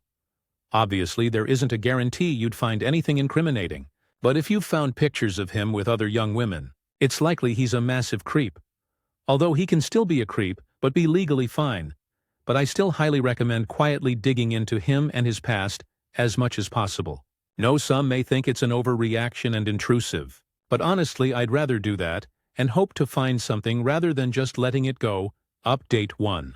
So I've taken the past 24 hours to really reflect on all of this. I tried to take in most of the advice in the comments, and here's what I have decided. I don't think that me telling her and everyone that the relationship is weird was wrong. I do, however, think that I did it wrong, and it was pretty harsh because it was in the heat of the moment. But I still find this very creepy and don't think she should get married. What I've decided to do is apologize to her. I sent her a text saying I was sorry for my outburst, and that I should have thought it through beforehand. I told her that I never wanted to make her feel like I didn't want her to be happy, and that I loved her very much and had her best interests in mind. Ask her if we could talk about this. I asked if she would be okay and free to hang out and maybe get coffee this week to talk about all of this with a clear head. I really want to try and get her to see why it's weird and that maybe marrying him is not a great choice. Explain myself to my brother. I sent him a text saying that I was sorry for the way I said it, but that I still thought that it needed to be said. I explained to him why I think Mark is a predator, and this relationship could have a very negative and Damaging impact on Ella. I'm still waiting. On their replies I'll update when they reply, or when I see Ella if she accepts, depending on how long it would take in the meantime. I really want to thank everyone who gave me advice and was constructive, and really tried to help my niece out of this situation. I also send my best to all of the people in the comments sharing similar stories when they were the teenager getting groomed. I'm so sorry this happened to you, and I really hope you're doing better. Now commenter, I would be doing a deep dive background check on that Mark guy if I were you. No, 35-year-old man randomly dates a 17-year-old girl and engages her as soon as she turns 18. Reply. Yeah, my friends and I are currently going through his socials. We've done Facebook already and found his last ex was around 2024, and their relationship overlapped with his relationship with my niece. We've also made multiple fake accounts on dating apps, as 18 to 22-yo, to see if he has a profile on there, and if so, if he would also go for a younger girl update too. Here's how it went.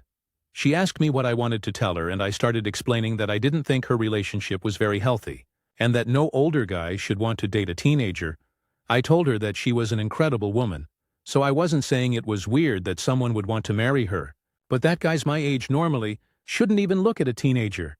She wasn't convinced, and said that sometimes it's true, but sometimes it's okay. I asked her how she would feel if I told her that someone born today could be her future partner, and she said it felt really weird.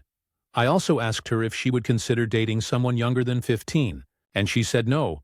I could see her starting to realize that Mark maybe didn't have the best intentions. I also asked her if she knew about his previous relationship, and she said vaguely, and just told me the girl's name. I asked her if she knew how old the girl was, and she said she was 21. I also asked her if she knew that their relationships overlapped, and she said that Mark always told her he was single since they met, but she kind of felt like that wasn't true. I told her that since his previous girlfriend was also significantly younger, it seemed like he had a thing for younger girls, which is kind of weird. After discussing that, she told me a bit more about her relationship. She told me she was starting to feel weird about it because of Mark's recent behavior. I asked what she meant, and she said that he had been flirting with a lot of girls, who were all also younger, including some of Ella's friends. When she confronted him, he sort of gaslit her into thinking it wasn't flirting. He was also making a lot of comments about having children with Ella, and how cute it would be to see her raise them. She told me she was absolutely not ready for that, and also wanted to go to college and work and not be a sachem. Because of all of that, she was doubting her relationship, and I told her that I understood. She said she was scared of breaking up with him because he had become her whole life recently, and she didn't know what she would do without him. I told her that she was surrounded by people who loved her and would be there for her, and that she was a lot more than just Mark's girlfriend. I said that she knew my opinion on it, but that ultimately the choice was hers, and that I just wanted her to be happy. I also said I would be there for her no matter what. She told me that she will try to break up with him this week, and she'll let me know how it goes. I'll edit this post if I have more info. Also, again, thank you to everyone who gave advice and tried to help us. I really appreciate it. Edit. Okay, so I just want to say, some people in the comments seem to think that this is fake. And you know what? I can understand, and I don't really care. I'm not asking you to believe that my life is real or fake, and it's great that you don't just believe everything you see online. But I just want to say this. There are hundreds of people on here or elsewhere that share similar stories. I'm not really affected by people thinking I'm lying, mainly because I'm not the one in that situation, but some people might be. Some people come on here to share something that might have traumatized them, and the last thing they want is for others to think they're lying. So if you don't want to believe me, that's fine. But the next time, keep that to yourself. It's fine to not believe something, but you don't have to say it, because it might make other people feel really bad. Relevant comments. Commenter. Were you aware that the guy's previous relationship overlapped? I'm confused by the wording there. Reply. To explain this in more details, went through the guy's socials with my friends a few days ago because we thought there might be other weird things going on, and we ended up finding info about his previous relationship, the one right before Ella. So Ella told me at Christmas, so December 24th, that they had been dating for a few months. But when we searched his Facebook, we saw a post wishing happy birthday to a girl who he called his baby on December 12th. And this girl appeared in other posts where they were kissing or he was calling her pet names. so we assumed she was his girlfriend, which Ella confirmed afterwards. This girl also looked very young. He at one point wrote something about her and said, "As soon as you're done with college," so we knew she was in college, and she looked between 20 and 25, and Ella then confirmed that she was 21. But yeah, basically it seemed like he was still with his ex, while dating Ella. So I asked her if she knew about that commenter too. It's interesting that in the first paragraph, Ella wasn't convinced, saying, "Sometimes that's true, but sometimes it's okay." In the next paragraph, she's telling you about the things that Mark has done that make her feel weird about the relationship. And all it took was you, her uncle, to say, "Would you date a person that was born today?" to make her realize that the 18-year age gap is weird. I was convinced the story was real until this update. I can't wait to learn what your brother has to say. Update me. Reply. No, basically I was telling her that it was weird for him to date her, and she was telling me that she understood that older men dating younger girls can be creepy as a whole, but sometimes it's just because they're in love. Then I talked for a while about how men our age normally perceive 18-yo as literal children, so they don't go after them unless they're actually okay with dating children.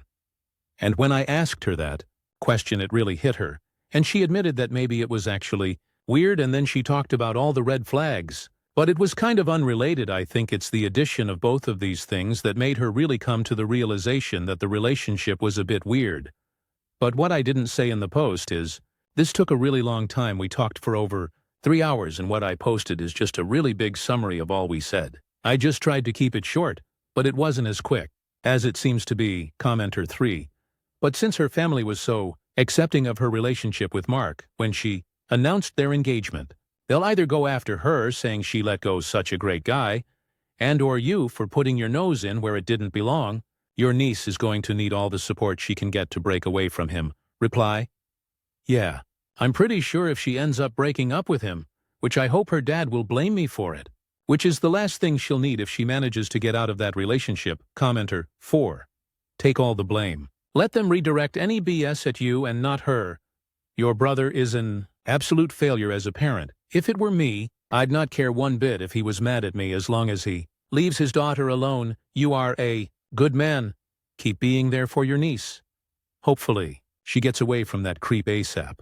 But even if not, hope she gets there eventually. As a woman, I wish I could tell her all about how this POS will ruin her life and how to see through his bullshit. But that is why he went after a child, so he can manipulate someone who cannot see him for what he is easily. There are so many women who could share their stories. It sucks to feel helpless to stop. This like watching a kid chase a ball into the road who doesn't see a car coming, but all you can do is exactly what you have already done, and continue to be there for her. Reply. I will gladly take the blame, but I'm just scared she'll feel guilty about it and blame herself if she sees that her dad is mad at me. She's a very empathetic kid, which is a really great quality, but sometimes she hurts herself because of it. Update 3. I know it's been a while since I posted the last update, and a lot of people have been requesting updates on the whole situation, but until now I hadn't really received any news. So please forgive me if this update took a while to come. Since my conversation with Ella, I would check in on her once or twice a week and ask how things were, and she'd always tell me pretty much the same as what she told me a month ago.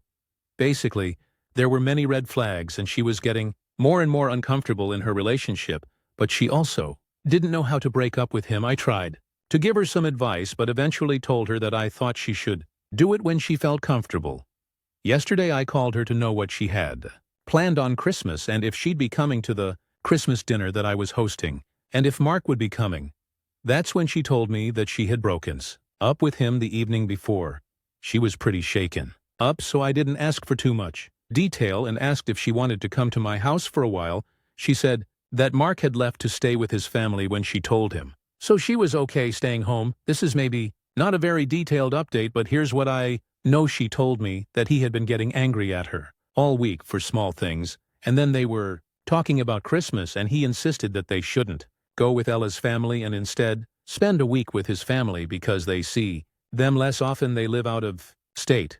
And after that he made a comment about how he hoped that the next year as a present they could give his mother a grandchild. And Ella said that's what really made her break up with him. And she also told me that she would be coming alone for Christmas. I don't know what she told him or how he reacted, and maybe she'll tell me more in a while when she feels better. And if not, I won't ask her to. If I get more information, I'll edit this post, but for now, that's it. Again, thank you to anyone who gave advice and tried to help with this situation. Update 4. I know it has been months since my last update, and to be honest, I logged off Reddit and completely forgot about it. My niece and I were just reminiscing about everything that happened, and I decided to show her the posts I had made back then and the comments. She read a lot of it and wanted me to thank all of the people that were kind and gave advice or tried to help her. She also told me to tell all the people who shared similar stories how sorry she was that it happened to them. Some people were also asking for updates, so we wanted to let you know what the situation was since she broke up with him. Mark has tried to come back multiple times, apologizing for the things he said and trying everything to win her back. He was very insistent, but she never took him back, and I'm really proud of her for that. She managed to find a nice apartment and has cut all contact with him. I guess you could say that all's well that ends well. It wasn't easy, but Ella has been strong and now she's happier than ever, which is the only thing that matters. Thank you to everyone who helped and supported her. Your kindness means a lot to the both of us. Wishing you all the best at it. I forgot to say this, and I feel like it's important to share it. While we were talking, Ella was originally telling me that she was very ashamed and felt stupid for not seeing how bad the relationship was. She somehow felt like it was her fault for being too naive. I reassured her and told her that in no way was it her fault. But what really helped her see that was reading all of the similar experiences that happened to other people. Maybe it seems stupid, but she realized that it wasn't any of those people's fault, so it wasn't hers either, and she wasn't the one who should be ashamed. All of this to say, this is the very reason why I think it's so important to talk about those things. Just knowing that you're not alone, that it happened to others, can really help. To anyone out there that went or is going through something similar, you are not alone. Relevant comments. Commenter 1. Good to hear. Did anything happen with your bro or family, i.e. they apologized or agreed with you? Reply. They didn't apologize directly, but they had a big conversation with Ella, and she told them about all of the things she realized were really weird and disturbing in the relationship, so I guess it opened their eyes and they now agree that it was not really a normal relationship. Everything is good with them now. Commenter 2. I just read all of this and I'm so happy it ended well for her. To those who insist on calling the whole thing fake because of a stupid trend where you declare all posts fake, I have something to say. Someday you'll do that to someone who is vulnerable and looking for advice, and they'll end up choosing to stay in a potentially dangerous situation because instead of advice and encouragement, they received harassing, unsolicited reviews on their post and decided that no one cared and gave up. If you decide that risk is worth it for the sake of following a mindless trend rather than developing an actual personality of your own that tells us everything we need to know about you as a person, you'll sell your humanity for some imaginary points on a social media site. Pathetic. Reply. This needed to be said. Thank you. TLDR. OP's 18-year-old niece, Ella, at the time introduced her 36-year-old boyfriend Mark in a family gathering, and they announced their engagement. Everyone of the family congratulated the couple, except OOP, who strongly opposed, and he calls Mark a creepy and a predator for that. OOP got berated by his family for that. Later he talks to Ella and she confides to OOP that she saw some red flags in Mark, like him flirting with some of her friends and pressuring her to be pregnant. Fortunately, Ella broke up with Mark. Stories number 20. AIO for wanting to dump my BF because his dad screamed at me and threw a glass. So this happened a couple of nights ago and I'm still shook. My boyfriend 23M and I 21F have been dating for nearly 2 years. His relatives have always been unpredictable. Sometimes nice, sometimes extremely hostile. I generally steer clear of them because they're volatile. But it was his sister's graduation dinner, and he begged me to join him. When I inquired if his parents were okay with me being there, he said yes, that they were fine, and just wanted to make peace. I reluctantly agreed. We get there and things seem fine at first, but halfway through dinner his dad starts making smart-ass comments about how I'm distracting his son from his career. I attempted to look the other way, but he persisted. And finally, when I quietly said that I didn't appreciate the comments, he snapped. He got up, started screaming at me in front of everyone, and threw a glass across the room. It shattered against the wall not far from where I was sitting. I was terrified. I started to get up, but my boyfriend begged me to stay and not make a scene. I told him I was already humiliated and scared, but he just sat there like a deer in the headlights while his family acted like this was normal. I wound up leaving anyway, in tears. It's been a couple of days and my boyfriend has apologized, saying that he should have stood up for me. He also confessed that his dad has physically lashed out at him, and on other occasions, at his siblings too, so I guess that's just how he is. But it's not the way that I am, and I don't want to start to be that way in my life. I love my boyfriend, but I'll be honest. I don't think it's enough here. I hit a wall and this was it. Am I overreacting by wanting to leave? Comments. Commenter. 1. I need you to seriously think about what this means down the road. What if you get pregnant? Would you want him watching your child? If he treats you as a full-grown adult this way, what would he do to a child with your DNA? I speak from experience here. While it wasn't physical, my paternal grandma hated my mom, said she trapped her son by getting pregnant at 16. Yet now they are 60-something, and still together. So that was quite the trap. Until the day that woman died, she treated me differently. Then the other grandchildren made a point of saying it's too bad I look and act like my mother. It also sounds like he came very close to hitting you. If it was your boyfriend who did that, you would leave, right? Well, this was his dad. He should have gotten you out of this situation immediately. Full stop. Instead, he told you not to cause a scene. Right after his dad screamed and threw a glass. So his dad did cause a scene, yet your boyfriend tells you to act right? Honey, no. That is manipulation. He grew up in a home where this is okay behavior, and it doesn't seem like he has learned. It's not. That is a slippery slope for how he will treat you down the road. I would strongly recommend leaving. If not, bottom line, boyfriend needs therapy before you move forward in the relationship, and he needs to allow you to go no contact with his family. Commenter 2. This is totally unhinged. This man is disgusting for abusing his family. He is clearly an abuser. Not to mention especially dangerous if he's willing to lash out this way at someone who isn't an immediate family member and not even behind closed doors. I honestly can't imagine the things that may have been happening behind those closed doors. There are only two choices: you break up with your BF. It's terribly sad, but protecting yourself comes first. And this family has issues that you don't want walking through your door. Or 2. Your BF cuts ties with his family and goes no contact, thus protecting himself and you in the future. To be frank, your BF should consider walking away from his family for his own well-being and mental health. Regardless of what you choose to do, he should probably be talking to a professional to unpack some of this literal shit sandwich. As well, your BF's reaction, or lack thereof, to protect you in this situation is also alarming. This wasn't a you problem, this was a dad, and then him problem. I'm sorry, this situation is truly terrible, and what a horrifying experience for you. Should never feel that uncomfortable or threatened by anyone. Commenter 3. Your boyfriend, and I hope soon to be ex-boyfriend, appeared to grow up in an abusive family. This doesn't indicate that your boyfriend would become abusive, but it does raise serious red flags about how he's coped with that environment during his life. And from his response to his father's recent actions, it isn't encouraging.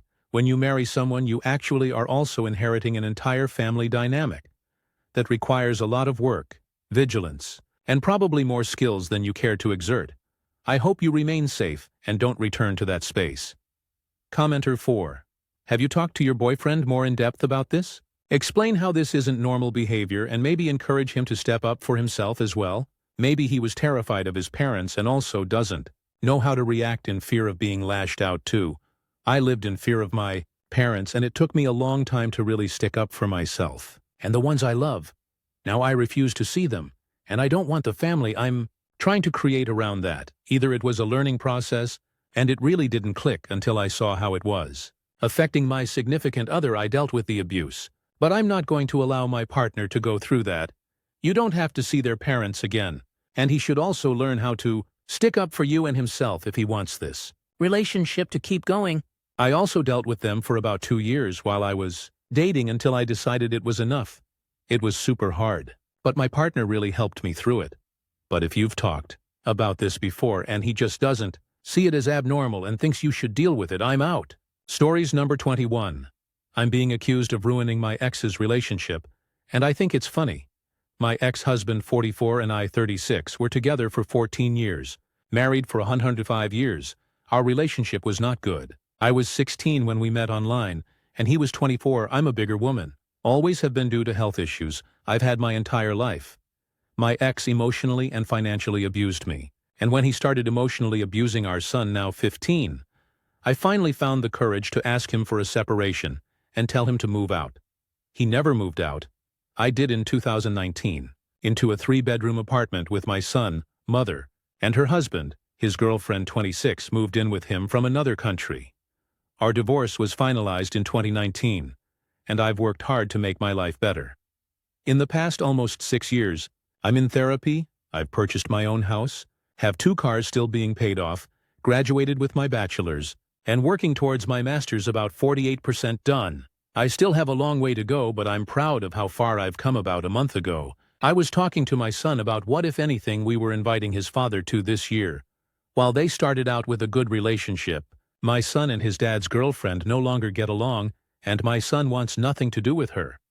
If she comes to things, he refuses to interact with his dad. She yells at him, screams, and breaks things. I've given my son the option to stay home, and he wants to go over still. My son told me he wanted to invite his dad to everything this year, as they were getting divorced, never married, but claimed to be. I was surprised, even more so when my son told me the reason. She thinks I've sought out someone skilled in dark magic and cursed her. She's had a lot of health issues the past few years, and apparently feels that it's my fault because of this curse I put on her. She thinks that if she leaves him, I'll drop this curse and she'll be healed. I don't know why she feels this way. I thought we had an okay relationship until I pulled away. That started when my son started confiding in me about how she treats him. But I've never wished harm on her. I've checked on her when she was hospitalized and always greeted her with a smile. But apparently, me living life and making things better for me and my son is a curse. I just think it's hilarious and keep laughing. No plans to change anything. I'm just out here trying to live my best life.